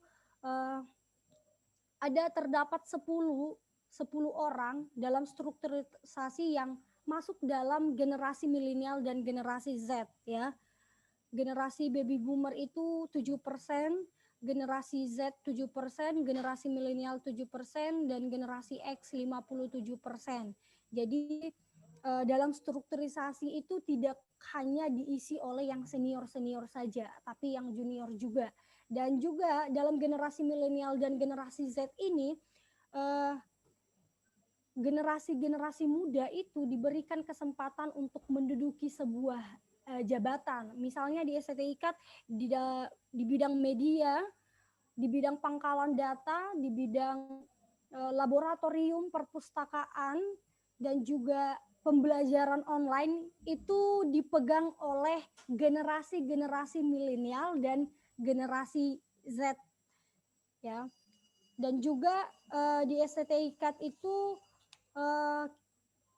pimpinan STT IKAT melakukan berbagai kegiatan dan memberikan juga kesempatan kepada staf-staf untuk ikut ambil bagian dalam kegiatan-kegiatan yang dilaksanakan oleh STT IKAT, ya. Seperti rapat konsultasi, konsolidasi, kita biasa melakukannya setiap minggu, ya, yang diawali dengan ibadah, ya, dan diskusi firman Tuhan dengan tujuan, ibadah ini dilakukan dengan tujuan untuk mempererat hubungan ataupun persekutuan antara pimpinan dan staf, sekaligus membahas hal pribadi yang membangun dalam sharing tersebut. Dan biasanya yang menyampaikan firman Tuhan itu tidak jarang dipercayakan kepada para staf yang masih muda, yang dalam generasi milenial dan generasi Z, ya. Kemudian setelah ibadah selesai, kita melanjutkan dengan rapat konsultasi konsolidasi. Nah, dalam rapat yang biasa dilakukan setiap minggu ini membahas kegiatan-kegiatan dan program-program dari institusi, baik itu jangka pendek maupun jangka panjang. Dan tentunya dalam rapat yang biasa kami lakukan itu, keputusan itu tidak serta-merta langsung dari pimpinan ataupun ketua, ya, tapi melainkan dari hasil diskusi-diskusi atau musyawarah yang dilakukan. Dan uniknya di STT IKAT itu yang memiliki hak bicara itu bukan hanya para pimpinan atau para staf yang sudah senior, tetapi juga para staf muda itu sangat diberikan ruang untuk menyampaikan pendapat, untuk berbicara dan memberikan keputusan kontribusi yang nantinya menjadi keputusan-keputusan yang diambil dalam rapat, ya. Kemudian rapat pimpinan dan staf ini biasa kami lakukan setiap tahun di bulan Februari, ya. Di rapat pimpinan dan staf ini biasa dilakukan untuk membicarakan program-program yang akan dilakukan sepanjang tahun, ya. Dan sama seperti rapat konsultasi konsolidasi, staf muda dipercayakan untuk ambil bagian dalam kegiatan rapat pimpinan dan staf. Kemudian juga rapat penyusunan kurikulum juga selalu dilakukan secara bersama-sama, baik dari pimpinan ataupun dosen staf senior dan juga dosen staf junior itu sama-sama melakukan penyusunan kurikulum. Kemudian kita juga biasa melakukan yang namanya seminar sebelum pandemi, sebelum COVID, dan tiap kali seminar itu yang memegang moderator, yang menjadi moderator, penanggap, MC itu selalu diberikan kesempatan kepada yang muda. Bahkan juga untuk menjadi pembicara juga dosen muda ataupun staf muda sering diberikan kesempatan. Dan juga setelah pandemi ini terjadi di Indonesia, kita tidak bisa melakukan seminar secara langsung sehingga kita beralih ke yang webinar.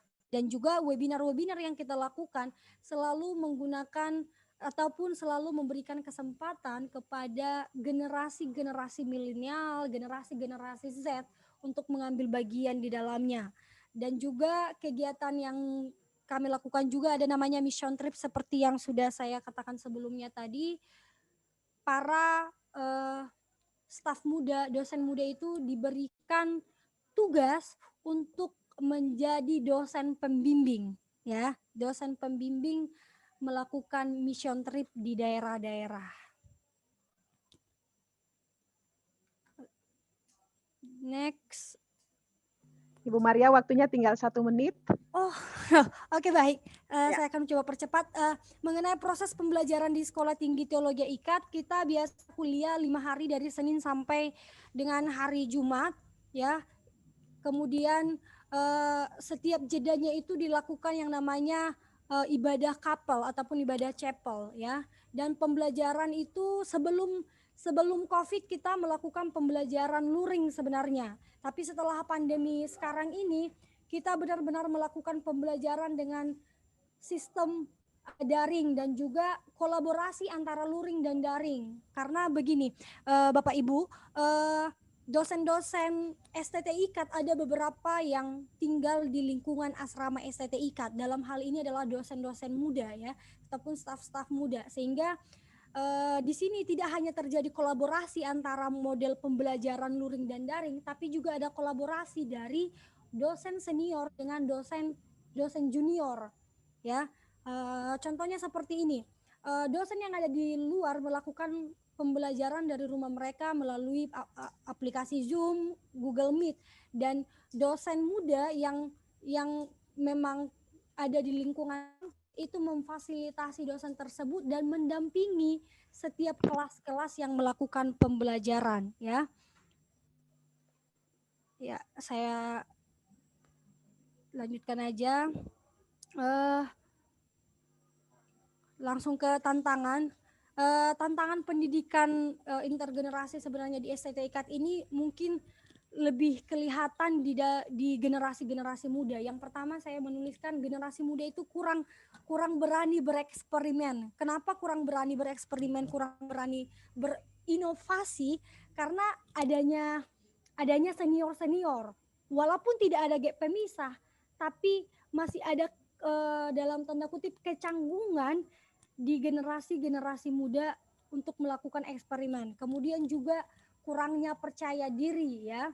Sehingga karena kurangnya percaya diri ini, dosen-dosen senior itu selalu melakukan yang namanya motivasi dan pembekalan secara teknis kepada generasi-generasi muda hingga boleh mengambil bagian dalam pendidikan STT IKAT. Kemudian juga tantangan yang ini yang termasuk sekaligus tantangan dan juga sebagai keuntungan sebenarnya, sebagai benefit. Kadang penghargaan narasi didik terhadap generasi baby boomer dan generasi X itu memiliki perbedaan dengan generasi Y dan generasi Z. Kenapa saya mengatakan seperti itu? Karena biasa acap kali orang memandang, oh generasi baby boomer ataupun generasi X itu memiliki jam terbang yang banyak, pengalaman yang banyak dibandingkan dengan generasi-generasi milenial dan generasi Z. Apalagi generasi Z yang dianggap, oh belum mempunyai pengalaman. Jadi mungkin dalam hal itu menjadi sebuah tantangan, tapi sekaligus juga menjadi sebuah keuntungan. Kenapa menjadi sebuah keuntungan? Karena seperti yang Ibu Tabita kemarin sudah sampaikan bahwa generasi Z itu lebih gampang untuk menerima ketika yang menyampaikan pembelajaran pengetahuan itu memiliki generasi yang sama, ya. Mungkin itu saja karena waktunya juga yang bisa saya sampaikan. Saya kembalikan kepada Ibu moderator. Terima kasih. Baik, terima kasih Bu Maria, terima kasih Bu Merens, dan juga terima kasih Bu Nancy yang sudah memaparkan pengalaman tapi juga bagaimana pendidikan intergenerasi terimplementasi. Saya punya satu benang merah dari ketika presentasi ini, dari ketiga narasumber, kita melihat bahwa ketika berbicara tentang pendidikan intergenerasi, para narasumber memperlihatkan ini tidak hanya menjadi sebuah mata kuliah tersendiri, dia tidak terintegrasi semata-mata dalam mata kuliah tertentu isu ini, tetapi juga dia menjadi sebuah paradigma dalam mendesain kurikulum, tetapi juga dalam paradigma berpikir, berelasi, tetapi juga bertindak. Meskipun masing-masing narasumber juga memperlihatkan ada sejumlah tantangan di sana terkait dengan hal ini. Nah, Bapak Ibu Saudara-saudara, sudah kurang lebih 25 pertanyaan yang masuk untuk mengomentari 3 narasumber ini. Ada yang memberi respons menyetujui, tapi juga ada yang minta penjelasan lebih detail terkait dengan hal-hal yang disampaikan. Untuk itu saya beri kesempatan nanti kepada Ibu Nancy, lalu kemudian Ibu Merens, lalu dilanjutkan dengan Ibu Maria untuk merespons sejumlah pertanyaan yang ada. Kita masih punya waktu kira-kira 42 menit dari sekarang sampai dengan 10.30. Apakah pertanyaannya perlu dibacakan ataukah bisa langsung direspon saja karena komennya juga panjang-panjang, begitu ya. Jadi saya kira bisa langsung direspons karena para narasumber bisa juga langsung membaca pada chat yang ada. Bu Nancy mau mulai duluan, silakan. Boleh. Ya. Bapak Ibu terima kasih untuk responnya, sebab forum ini kita saling belajar, karena itu tanggapan dan masukan-masukan Ibu Bapak justru memperkaya kami dan akan selalu belajar dari kebersamaan ini. Beberapa hal yang mungkin saya tekankan saja. Pertama, berhubungan dengan kurikulum, karena kita lembaga-lembaga yang ada di dalam payung negara ini, karena itu salah satu hal yang akan juga mempengaruhi kurikulum kita ke depan adalah kebijakan Kemendikbud untuk menerapkan kampus Merdeka Belajar. Dan kami, artinya sekolah-sekolah di Maluku di bawah L2 Dikti itu termasuk sudah mulai memproses perubahan kurikulum untuk mengadopsi kurikulum Merdeka Belajar oleh kementerian. Yaitu ada 3 semester di mana mahasiswa akan bebas untuk memilih akan belajar di mana, belajar tentang apa, yang sehubungan dengan kemitraan yang akan kami bangun dengan sekolah-sekolah yang lain, ya, baik program studi yang lain di dalam lingkup UKIM sendiri, tapi juga perguruan tinggi yang lain di Maluku maupun di luar Maluku. Itu berarti bahwa memang ada ruang yang besar di mana mahasiswa akan mengeksplorasi kemungkinan-kemungkinan baru untuk pengembangan dirinya.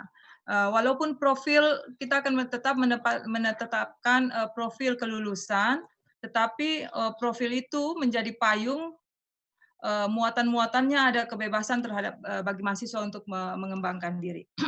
Itu berhubungan dengan kurikulum yang akan berkembang di tahun depan. Kami diharapkan tahun depan sudah akan harus menjalankan kurikulum itu.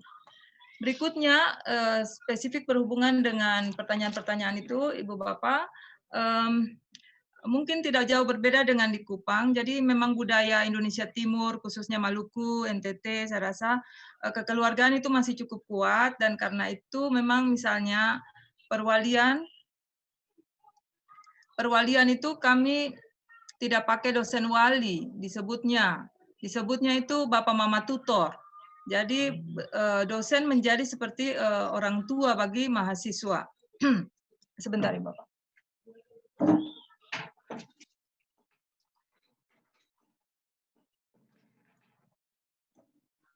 Yang kedua adalah mengembangkan itu mentorship itu sangat kuat dan itu sangat membantu kami di dalam proses mengajar mengajar secara formal di kelas dan seterusnya untuk tuntutan akademis. Tapi relasi antar generasi itu sangat terbangun di dalam relasi keseharian dosen dan mahasiswa. Misalnya perwalian studi itu setiap minggu itu kami pasti akan berjumpa dengan anak-anak wali kami. Dan selain kegiatan beribadah bersama-sama, sebuah perwalian dan hal-hal yang lainnya, kegiatan yang lainnya. Nah, proses untuk belajar bersama, kami menekankan bahwa mahasiswa dan dosen harus membuka diri sebesar-besarnya belajar dari masyarakat, sebab yang kita layani adalah masyarakat, dan karena itu misalnya dalam kurikulum kami ada yang kami sebut laboratorium sosial dan pengalaman berteologi. Ada kampus kami di pedesaan, di mana mahasiswa akan belajar di sana beberapa bulan berempati dengan masyarakat desa, melatih keterampilan mereka, tetapi juga sekaligus melihat bagaimana membangun proses pembelajaran bersama dengan jemaat. Nah, ini berkaitan juga dengan upaya membangun proses pembelajaran yang intergenerasi, yaitu inklusivitas, terbuka untuk belajar dari yang lain. Saya rasa ini prinsip penting di dalam pendidikan intergenerasi. Ketertutupan dan eksklusivitas itu tidak akan membantu kita di dalam paradigma pendidikan intergenerasi ini. Keterbukaan, inklusivitas, dan merasa bahwa setiap komponen dalam masyarakat itu memiliki kontribusi bagi kebersamaan itu sangat-sangat penting. Karena itu ketika mahasiswa turun ke lapangan, yang kami inginkan mereka bukan semata-mata menggurui dan bermisi, tetapi mereka mendengar apa yang dikeluhkan, apa yang menjadi pergulatan, termasuk juga mendengarkan dan meneliti budaya masyarakat setempat. Jadi Bu Bapak, bagaimana supaya kita bisa benar-benar kontekstual dalam masyarakat kita adalah pendidikan teologi menurut kami harus memberikan ruang dan waktu, energi yang cukup banyak untuk memahami masyarakat kita, secara khusus budaya setempat. Kekristenan tidak kita lihat sebagai yang superioritas, tetapi berada dalam relasi dialogis dengan budaya masyarakat. Seringkali paradigma pendidikan teologi justru mengasingkan masyarakat, dalam hal ini secara khusus mahasiswa dari budayanya sendiri. Nah, itu yang kami sudah bertobat dari situ. Kita mau bahwa sebab masyarakat itu berteologi di dalam konteksnya, dan karena itu cara kita untuk membangun, melatih. Tadi ada peserta yang memberi masukan, itu melatih, ini aspek keterampilan, melatih diri untuk terus-menerus terbuka terhadap masyarakat, yaitu mengambil waktu yang cukup untuk memahami budaya itu. Sebab seringkali Bu Bapak yang kita lihat, budaya itu bisa sama, bisa kelihatan mirip di atas, tetapi di bawah permukaan itu kompleksitas masalahnya tidak sehomogen yang kita bayangkan, dan karena itu sebagai komunitas yang inklusif kita harus belajar untuk memahami apa persoalan-persoalan dan bagaimana cara jemaat atau masyarakat itu berteologi. Nah, jadi laboratorium sosial pengalaman berteologi, dan kami juga di PAK ada praktek kependidikan itu diharapkan bahwa kami semua sebagai satu komunitas benar-benar membuka diri sebagai komunitas yang belajar, bukan hanya komunitas yang mengajar. Memahami masyarakat dengan kompleksitas budayanya. Ada budaya yang sangat relevan, dan malah menurut kami itu sudah mempunyai paradigma pendidikan yang sangat multikultur, yang intergenerasi ada di situ. Dan karena itu budaya-budaya itu harus ditemukan dan dipromosikan untuk menjadi bahan belajar bersama. Apalagi didialogkan dengan kekristenan, itu sangat menarik sekali. Yang berikut Ibu Bapak, saya bisa tunjukkan beberapa, kebetulan kemarin sempat menulis disertasi tentang makan patita, kemarin mungkin Pak Eli sempat bilang, itu misalnya kami temukan itu budaya yang sangat intergenerasional. Di dalam praktek makan seperti itu, tidak ada itu kapling-kapling generasi, semua bercampur baur.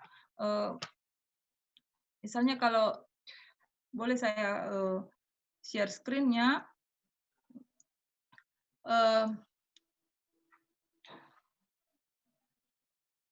itu sangat sangat inklusif, sehingga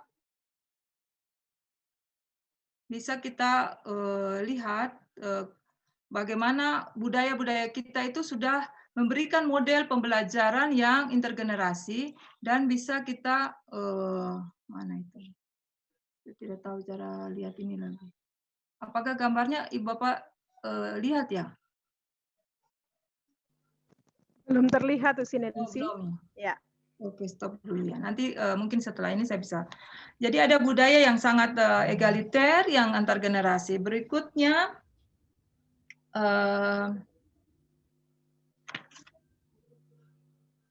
pelayanan yang kontekstual. Tadi ada Ibu Mary bertanya tentang pelayanan yang kontekstual.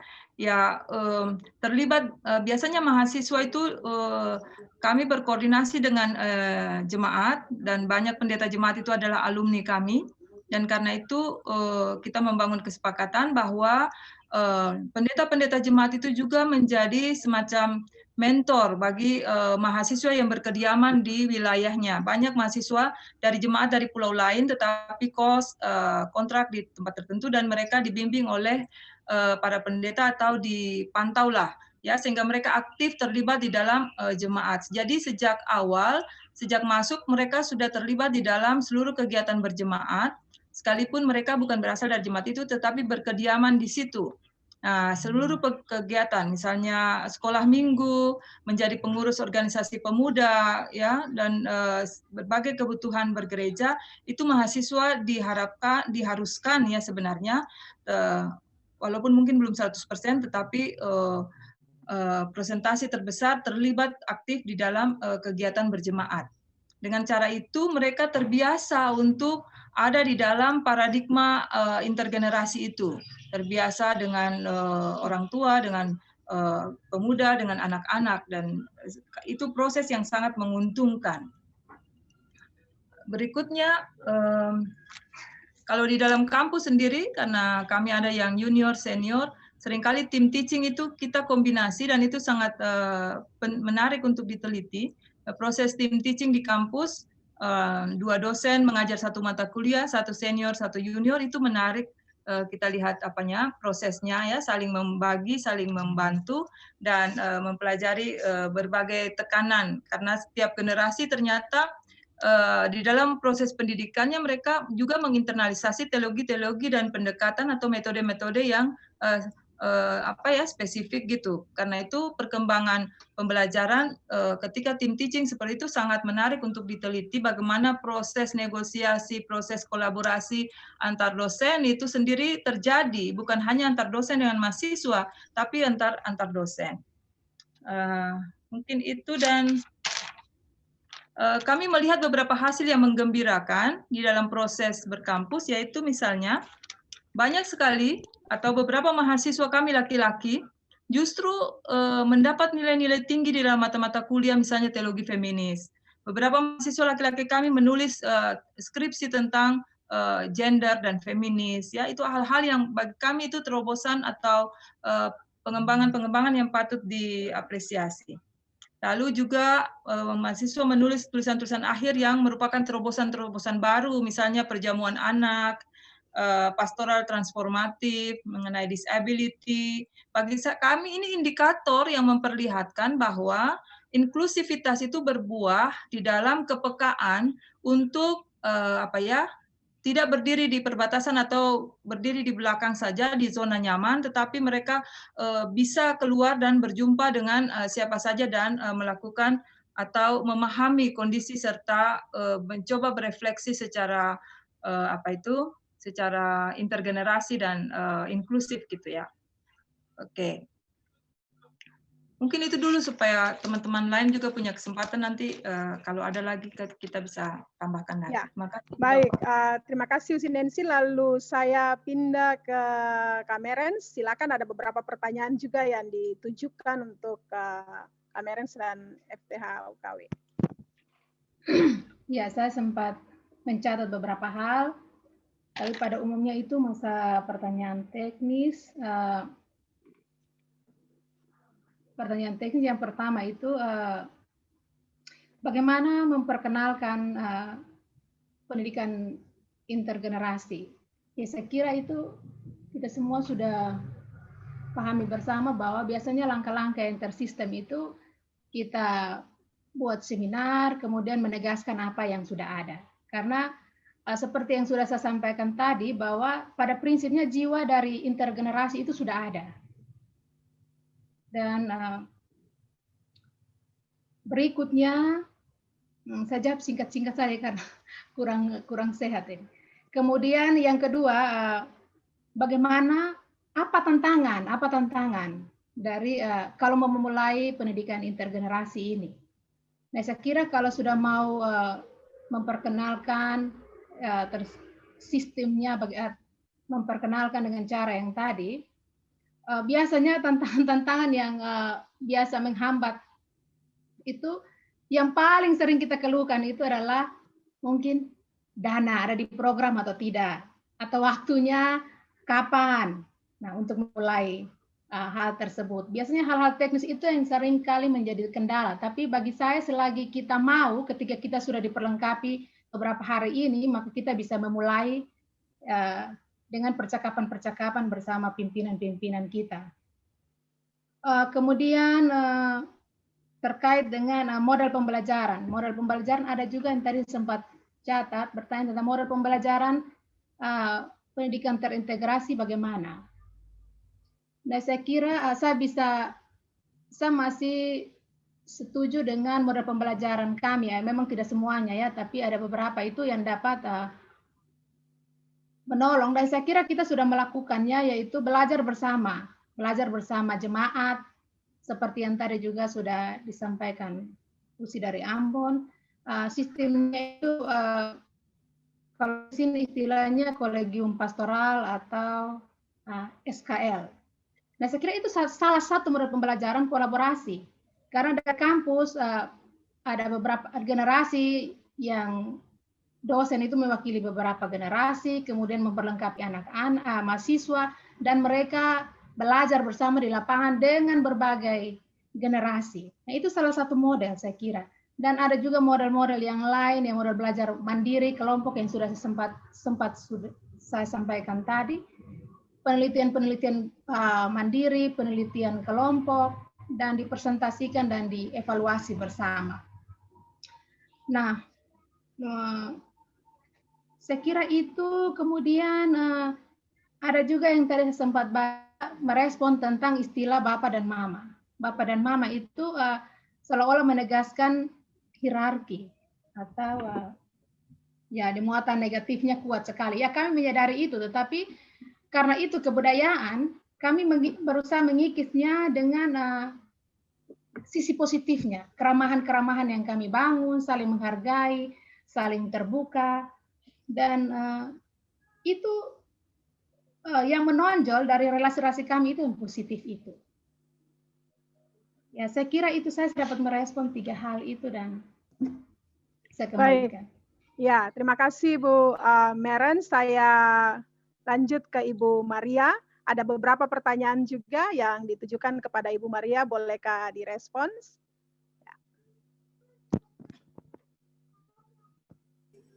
Ya, terima kasih Ibu Moderator. Dari pertanyaan-pertanyaan cukup banyak ya. Dari Pak Gustaf mengenai soal bagaimana cara menyiasati pembelajaran dengan latar belakang budaya mahasiswa yang berbeda-beda, dan ada beberapa orang juga yang menanyakan hampir sama sebenarnya.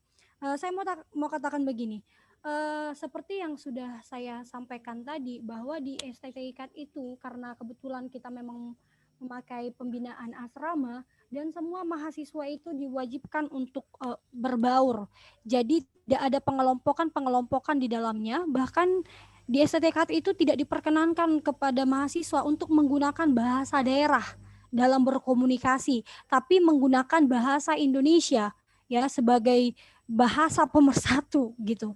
Dan juga dalam pembinaan yang dilakukan di STTIKAT itu, STTIKAT tidak hanya menggunakan yang namanya ibu asrama, tapi juga kita memiliki pendeta ataupun konselor kampus.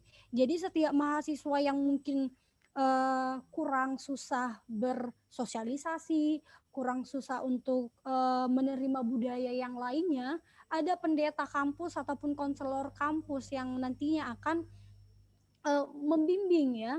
Kemudian juga para staff yang saya katakan tadi, dosen-dosen muda yang memang ada beberapa yang belum menikah, lalu kemudian tinggal di lingkungan kampus atau tinggal bersama-sama dengan mahasiswa di asrama. Jadi ada banyak waktu yang dimiliki untuk melakukan pembimbingan kepada mahasiswa-mahasiswi yang ada ya, sehingga budaya-budaya itu bisa saling dipelajari. Bahkan biasanya kalau mahasiswa STTIKAT itu ibadah, mereka melakukan namanya ibadah kreatif ya, kadang memakai bahasa dari daerah ini, lagunya, lagu dari daerah ini, lagu dari daerah B, dari C, sehingga ada pengenalan-pengenalan budaya masing-masing yang juga diterapkan di dalam mata kuliah. Saya pikir dalam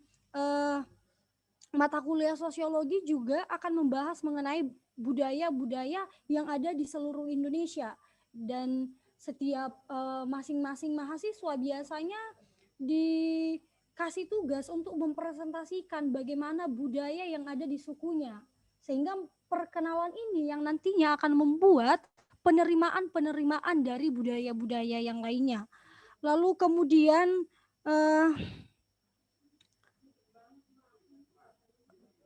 soal presentasi ketentuan dari dosen senior, dosen muda, atau generasi-generasi ini, seperti memang yang saya bilang tadi, di STTIKAT itu ada dalam dosen ataupun dalam strukturisasi ada 4 generasi. Generasi baby boomer, generasi X, generasi milenial, bahkan generasi Z. Dan sebenarnya tidak ada ketentuan dalam presentasi ini, oh generasi ini harus sekian persen, tidak. Tapi biasa STTIKAT itu melakukan perekrutan. Makanya STTIKAT juga sangat menghargai mahasiswa-mahasiswi yang dilihat punya dedikasi yang besar untuk STTIKAT ya. Sehingga contohnya Bapak Ibu ya, contohnya saya adalah salah satu contoh dari pendidikan intergenerasi itu. Saya mengambil studi di STTIKAT hingga akhirnya saya direkrut bergabung di Sekolah Tinggi Teologi IKAT dan diberikan berbagai macam kesempatan gitu. Jadi saya pikir perekrutan ini dengan menggunakan juga sumber daya dari kampus sendiri itu saya pikir sangat menarik ya. Jadi tidak ada ketentuannya yang secara spesifik ya. Lalu kemudian mengenai soal pertanyaan apakah pendidikan intergenerasi ini hanya di dosen, mahasiswa, ataupun kegiatan-kegiatan yang di dalamnya, bagaimana dengan pembelajaran? Bapak Ibu, memang secara intinya dalam narasi tidak tertulis ya mengenai pendidikan intergenerasi itu, tetapi secara substansi dari pendidikan intergenerasi itu sudah tergambar ya, sudah tergambar dalam mata kuliah di mana interaksi dosen itu kepada mahasiswa itu mengarah kepada transfer of life. Jadi tidak hanya sekedar transfer of knowledge saja gitu, tapi yang paling penting menurut hemat saya adalah transfer of life, dan itu yang dilakukan oleh dosen-dosen STTIKAT dalam menyampaikan pembelajaran di dalam kelas. Kemudian memberi nilai keteladanan dan secara khusus pembinaan melalui mata kuliah pengantar kehidupan Kristen ya, pengantar pendidikan agama Kristen, atau misalnya Pak Anak, Pak Remaja, Pak Dewasa ataupun Pak Keluarga itu justru memberikan ruang untuk berinteraksi di mana menumbuhkan karakter edukatif, religi, dan juga spiritualitas, sehingga juga di samping itu dalam pembelajaran itu pengajaran yang dilakukan oleh STTIKAT, dosen itu semuanya, dosen mahasiswa mengenal yang namanya SIKIP. Jadi SIKIP itu sebenarnya singkatan Bapak Ibu, sensitivitas, inisiativitas, kreativitas, kemudian inovativitas dan produktivitas. Jadi dalam transfer of life, SIKIP ini selalu ditekankan kepada semua mahasiswa, bahkan tidak hanya terhadap mahasiswa, tapi baik itu staf muda, baik itu dosen muda, dosen senior ataupun pimpinan mencoba melakukan ini ya, SIKIP ya. SIKIP, sensitivitas, inisiativitas, kreativitas, inovativitas, dan kemudian produktivitas. Ya, kemudian dari Bapak Ibu Mary Situmorang, bagaimana pelaksanaan pendidikan intergenerasi dalam pelaksanaan penelitian dan PKM di STTIKAT? PKM pengabdian kepada masyarakat seperti yang sudah saya singgung juga, kegiatan mission trip ya. Jadi ketika kami melakukan mission trip setiap tahunnya itu biasanya di bulan 6 di setiap daerah-daerah yang tersebar di seluruh Indonesia, ada beberapa kegiatan yang kita lakukan dalam mission trip itu. Yang pertama pelayanan, kemudian yang kedua penelitian, yang ketiga pengabdian kepada masyarakat, lalu pengenalan kampus Sekolah Tinggi Teologi IKAT. Dalam hal ini pelayanan itu pelayanan di gereja-gereja ataupun pelayanan-pelayanan di jemaat-jemaat ya, melakukan kunjungan-kunjungan jemaat. Kemudian juga melakukan KKR. Dalam hal ini ada kolaborasi dari dosen pembimbing, kemudian pendampingnya, biasanya ada 2 dosen pembimbingnya, kemudian juga mahasiswanya. Jadi dalam KKR biasa yang dilakukan di mission trip itu tidak hanya dosen pembimbingnya saja, tapi dosen pembimbing, dosen pendamping, kemudian mahasiswanya. Lalu kemudian penelitian. Biasanya di mission trip itu kita melakukan penelitian di daerah tersebut dengan melibatkan mahasiswa juga. Jadi penelitian ini dilakukan oleh dosen dan juga mahasiswa. Saya pikir itu adalah bentuk dari intergenerasi. Kemudian juga mengenai pengabdian kepada masyarakat ini, contoh misalnya 2 tahun lalu kami berangkat ke Sumba Barat. Kami membuat taman baca di sana, dan pengabdian PKM ini adalah program dari tim kami antara dosen pembimbing dan mahasiswa ya. Jadi saya pikir pelaksanaan pendidikan intergenerasi mengenai penelitian dan juga PKM yang dilakukan oleh IKAT mengenai intergenerasi ini, saya pikir sudah terlihat di dalam kegiatan-kegiatan yang sudah kami lakukan. Baik, Ibu Maria, apakah masih ada atau cukup? Ya, saya pikir yang bisa saya jangkau, yang saya lihat mungkin sejauh itu ya Ibu Moderator ya. Terima kasih. Ya, terima kasih Bu Maria. Saya menyisir tadi semua 28 pertanyaan itu. Ada 2 pertanyaan penting yang mungkin membutuhkan respons dari narasumber, tapi mungkin bisa secara cepat saja. Lalu karena Ibu Tabita hadir bersama-sama dengan kita pagi ini, jika Ibu Tabita tidak keberatan, saya mohon izin dulu. Bolehkah Ibu juga bisa memberi respons 2-3 menit secara keseluruhan atas percakapan kita pada pagi hari ini, termasuk respons yang ada. Pertanyaan yang pertama udah tadi waktunya nggak cukup. Pertanyaan yang pertama dari Ibu Novisine, dalam pengalaman ketiga narasumber, apa yang bisa dilakukan sebenarnya oleh kampus-kampus kita bagi para dosen tetapi juga ke seluruh sivitas untuk bisa memiliki perspektif intergenerasi ini.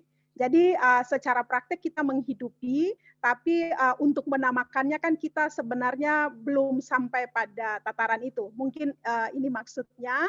Lalu pertanyaan yang kedua dari Ibu Fania kepada ketiga narasumber juga, ada kesan bahwa sepertinya terburu-buru untuk menyatakan bahwa institusi-institusi pendidikan kita sudah melakukan pendidikan intergenerasi itu. Sehingga pertanyaannya, apakah memang pendidikan intergenerasi ini menjadi sebuah kebutuhan yang urgent untuk konteks kita, untuk konteks ibu-ibu sekalian dengan sekolah teologinya. Lalu yang kedua, apakah memang pendidikan intergenerasi itu harus dijadikan sebagai sebuah mata kuliah khusus dalam desain kurikulum, atau dia terintegrasi sebagai sebuah paradigma berpikir. Jadi yang paling tidak menuntun kita, begitu ya, menghantui kita kemana kita pergi, bahwa saya harus memiliki perspektif intergenerasi ketika berpikir, berelasi, tetapi juga bertindak dalam relasi dengan mahasiswa, dosen, karyawan, dan lain-lain. Itu bolehkah direspons 2 menit sehingga kita masih punya waktu sedikit untuk mendengar Ibu Tabita bersuara. Ya, terima kasih kepada Ibu Yustin. Ibu Tabita. Ibu Tabita atau yang lain?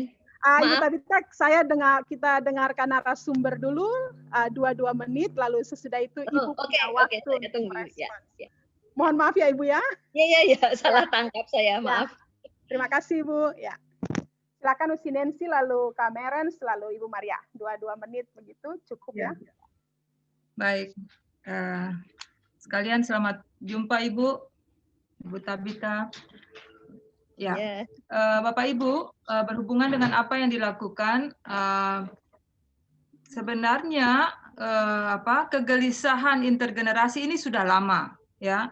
Menurut saya ini bukan barang baru, tetapi bahwa secara tersistematis itu dijadikan sebagai sebuah prosedur pendidikan, itu yang saya rasakan belum merata.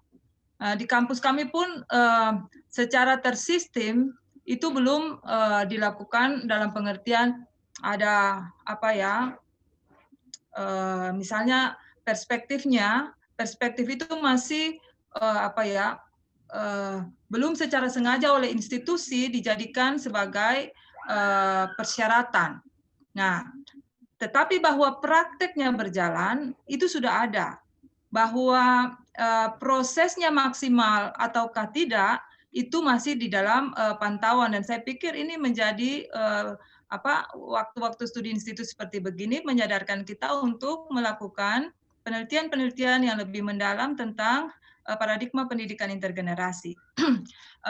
Jadi menurut saya pengembangannya memang ada yang bisa memakai pendekatan secara bersama-sama, tetapi di dalam konteks sekolah-sekolah tertentu dengan background atau kondisi sosial masyarakat tertentu, hal ini patut kita telisik juga secara spesifik di lokasi kita masing-masing ya, karena bagi saya kurikulum itu sangat dinamis dan kontekstual, dan karena itu perspektif untuk membangun kerangka kurikulum pendidikan di dalam lembaga juga harus bergerak secara gesit gitu.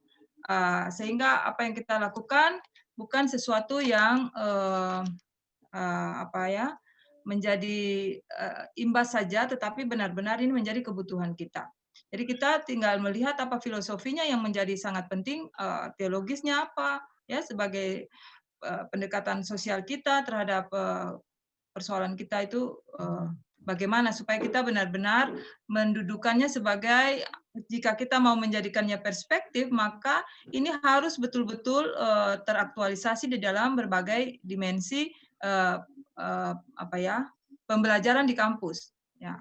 Misalnya kayak seperti kami di satu lembaga yang universitas, yang kita akan pikirkan adalah apakah ini hanya akan menjadi konsumsi dari Fakultas Teologi, ataukah ini akan menjadi juga kontribusi kita bagi keseluruhan universitas. Ini kan juga menjadi bahan pemikiran kami. Ya, sehingga praktek-praktek kalau kita lihat bahwa pendidikan Kristen itu kan berjalan juga berdasarkan pada praktek. Karena itu praktek yang sudah ada ini harus kita buat bernilai. Apa yang bernilai dari praktek yang sudah ada ini untuk kemudian kita kembangkan menjadi sebuah model ataukah perspektif, ya, kita kembangkan dari temuan-temuan lapangan kita. Sehingga ketika itu kita aplikasikan lagi ulang, dia bukan sesuatu yang impor, tetapi sesuatu yang benar-benar menjadi kebutuhan kita internal atau di lokasi kita dengan proses dialog yang kita lakukan berjalan bersama dengan konteks eksternal kita, perkembangan keilmuan, dan juga kebutuhan masyarakat. Apakah masyarakat kita tidak membutuhkan pendekatan intergenerasi? Kita coba lihat apa akibat yang dialami jika pendekatan-pendekatan seperti ini tidak ditelisik secara saintifik, tetapi juga di dalam kerangka pendidikan teologi kita telisik itu secara teologis ya. Mungkin itu saja Ibu Yusti beberapa perspektif dari saya. Terima kasih. Ya, terima kasih Usinensi. Kameren, adakah ya 2 menit boleh ya? Ya. Saya cepat saja. Yang pertama konkretnya perkenalkan. Setelah perkenalkan maka sepakat untuk masukkan dalam kurikulum atau bisa mata kuliah atau bisa dalam pertemuan-pertemuan dalam kuliah. Nah, itu konkretnya tergantung kesepakatan dalam kampus tersebut. Yang kedua, Kenapa urgent? Kenapa ini menjadi urgent? Karena ini kan sekarang kita masuk di era 4.0 atau bahkan sudah jalan sampai 5. Nah, era ini tentunya membentuk generasi-generasi yang adaptif teknologi, sehingga pendidikan intergenerasional ini urgent atau penting karena merespon konteks yang ada. Saya kira itu saja. Baik, terima kasih Ibu Merens. Kak Maria, boleh 2 menit? Bisa? Ya. Terima kasih.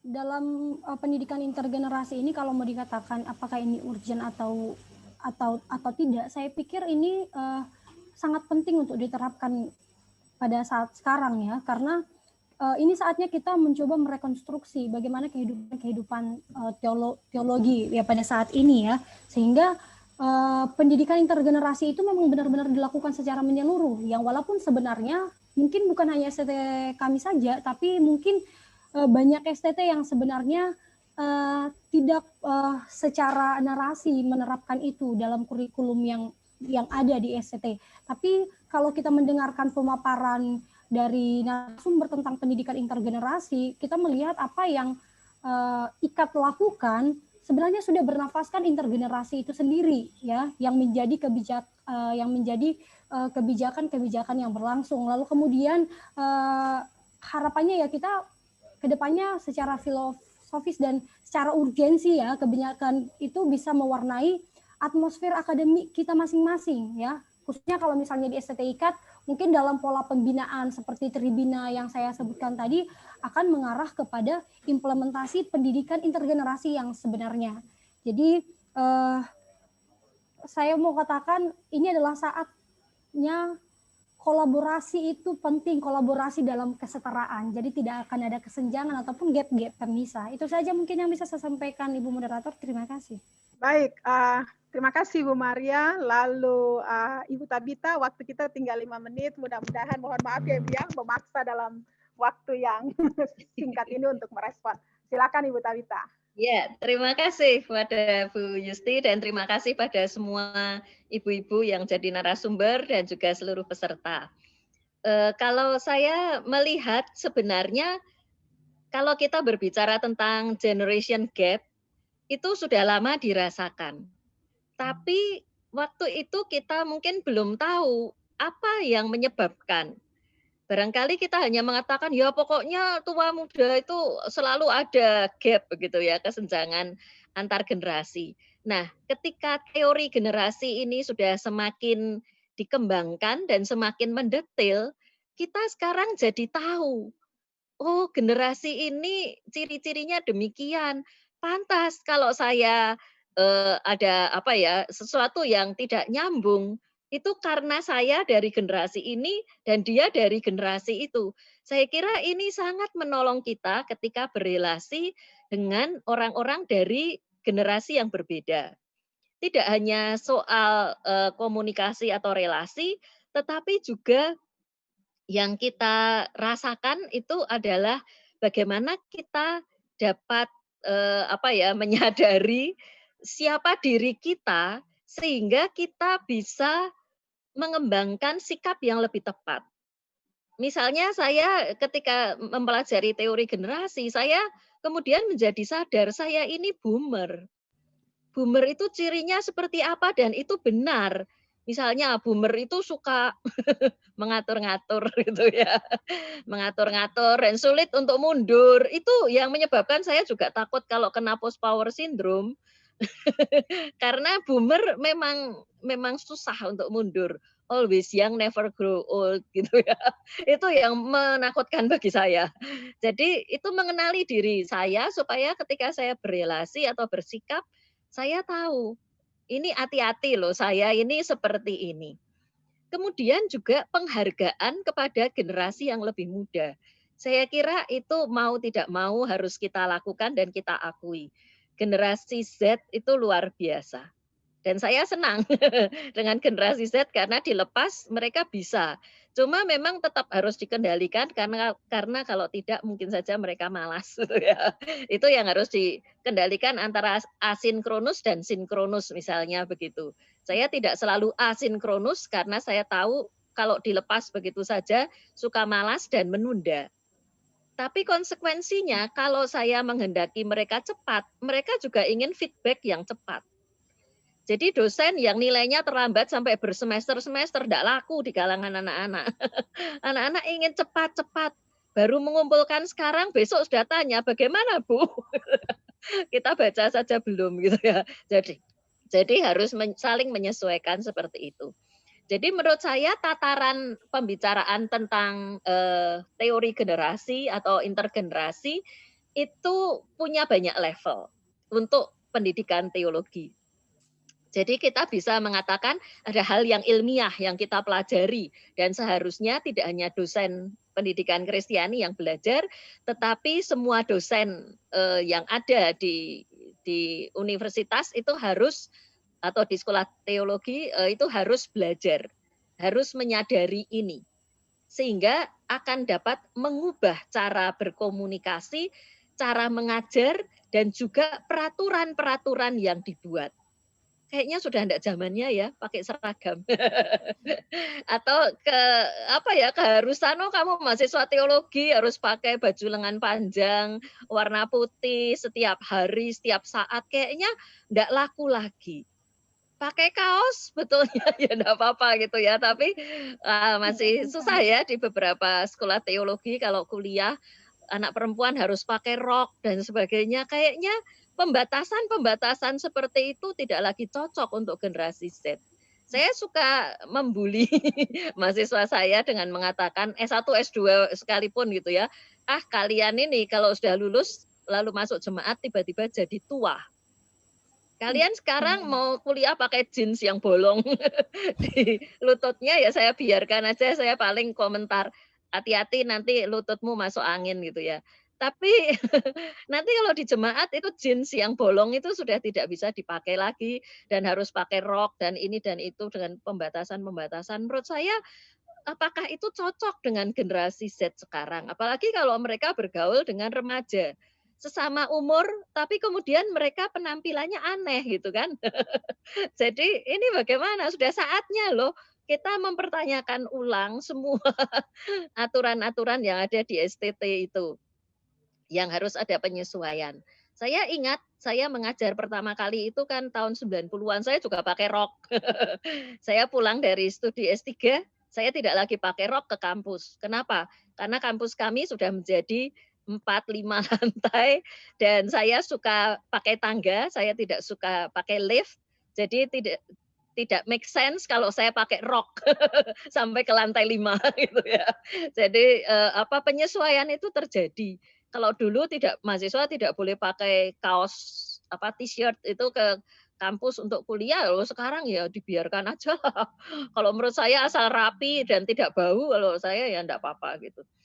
Jadi penyesuaian seperti itu menunjukkan bahwa kita juga menghargai generasi Z dengan keberadaan mereka, sekalipun kita juga tidak membiarkan kalau ada hal-hal yang tidak tepat. Jadi ini level bisa ilmiah, bisa dalam kehidupan sehari-hari. Bisa levelnya itu untuk mata kuliah atau jurusan atau bidang pendidikan Kristiani, tapi juga dalam level yang lebih luas yaitu kehidupan seluruh kampus sebagai mimbar akademik. Itu sudah saatnya kita juga mempertimbangkan generasi Z yang sangat kreatif, yang sangat inovatif, dan berpikir out of the box. Itu harus dipikirkan dan diberikan keleluasaan, kesempatan untuk mengembangkan diri yang sesuai dengan generasinya. Jadi untuk level kehidupan kampus, intergenerasi harus menjadi perspektif dari semua orang yang terlibat. Jadi tidak ada lagi misalnya keharusan ini dan itu. Saya senang tadi ada panggilan papa mama. Menurut saya bukan karena hierarki, tapi karena usia gitu ya. Masa panggil nama, terus ketemu merens gitu. Mahasiswa memanggil seperti itu kayaknya enggak sopan itu ya. Jadi kalau mau panggil mama merens ya boleh-boleh saja. Silahkan begitu ya. Dulu saya pertama kali ngajar mahasiswa masih memanggil saya Kak, Mbak, Ci. Sekarang sudah manggilnya Ibu, sebentar lagi saya dipanggil Yang, bukan sayang, Eyang maksudnya. Udah tua. Eyang itu bahasa Jawa. STT ikat bagus karena di Jakarta itu ya harus pakai bahasa Indonesia. Kalau di Jogja susah nih, karena semua orang berbahasa Jawa. Jadi yang dari luar Jawa juga bisa berbahasa Jawa ya, minimal sik gitu ya. Merens dulu mungkin juga seperti itu. Pak Nia itu sudah ahli itu. Kemudian selain integrasi ya, dan harus menjadi perspektif dan harus menjadi kesadaran gitu ya, kesadaran bahwa kita berada intergenerasi dalam kampus, maka kita menjadi lebih toleran dan lebih mempertimbangkan generasi-generasi lain. Nah, untuk kan menjadi suatu perspektif.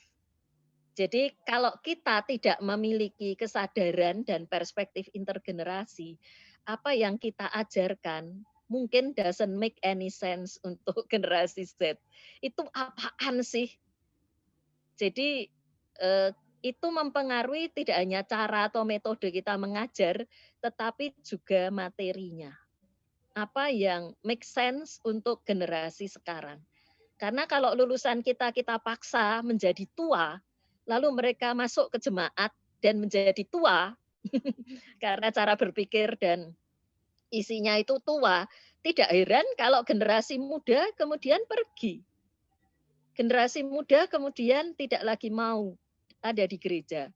Mungkin yang dipresentasikan Pak Handi Irawan kemarin itu kayak wake up call untuk kita. Mengapa yang justru pendetanya lulusan teologi kok kurang menarik? Barangkali karena kita so tua. Kita menjadi tua karena kita berteologi secara tua. Kita kurang mengembangkan teologi masa kini, teologi generasi Z. Kita terlalu memandang ke belakang dan melihat budaya masing-masing, budaya kesukuan itu betapa adiluhung, luhur, suci, dan mulia. Dan masih terus akan kita jaga, kita pertahankan apa adanya. Tanpa kita dialogkan dengan budaya sekarang. Nah, sudah saatnya sekarang ini kita sadar diri gitu ya. Mengapa sekolah teologi menjadi ketinggalan dan ditinggalkan? Mengapa gereja-gereja yang pendetanya lulusan teologi justru tidak semaju yang pendetanya non-teologi? Itu kan sesuatu yang aneh menurut kita gitu ya. Mungkin karena teologi kita so tua itu. Bagaimana kita mengembangkan teologi kekinian? Bagaimana kita mengembangkan tidak lagi melihat hanya bapak-bapak gereja mengatakan begini, ibu-ibunya kemana gitu ya. Tapi apa arti semuanya itu untuk kehidupan kita sekarang? Anak-anak belajar kurikulum kontekstual dari SD sampai SMA. Jangan sampai mereka begitu masuk sekolah teologi, mundur.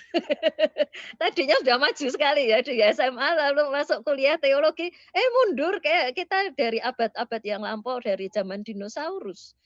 Kayaknya enggak cocok ya, enggak nyambung dengan anak-anak sekarang. Nah, bagaimana dengan dosen yang merasa enggak bisa berubah, enggak bisa move on? Ya mungkin saatnya untuk pensiun. Mungkin saya juga ada saatnya saya mengatakan stop karena saya tidak bisa mengikuti perkembangan lagi gitu ya. Ya, dan saya harus mengatakan stop kepada Ibu Tabita. Iya betul. Ya. Jadi kalau memang stop ya harus stop. Ya, terima kasih. Supaya kita bisa lanjut pada sesi yang berikut. Ya. Nanti saya dimarahin sama moderator. Ya. Terima kasih banyak Ibu Tabita untuk responsnya dan terima kasih untuk ketiga narasumber yang sudah memberi banyak perspektif. Saya tidak akan menyimpulkan apa-apa Bapak Ibu sekalian karena terlalu banyak butir-butir pemikiran yang baik dan saya kira model pembelajaran orang dewasa tidak perlu untuk menyimpulkan sesuatu gitu ya. Kita bisa membuat kesimpulan kita masing-masing. Terima kasih.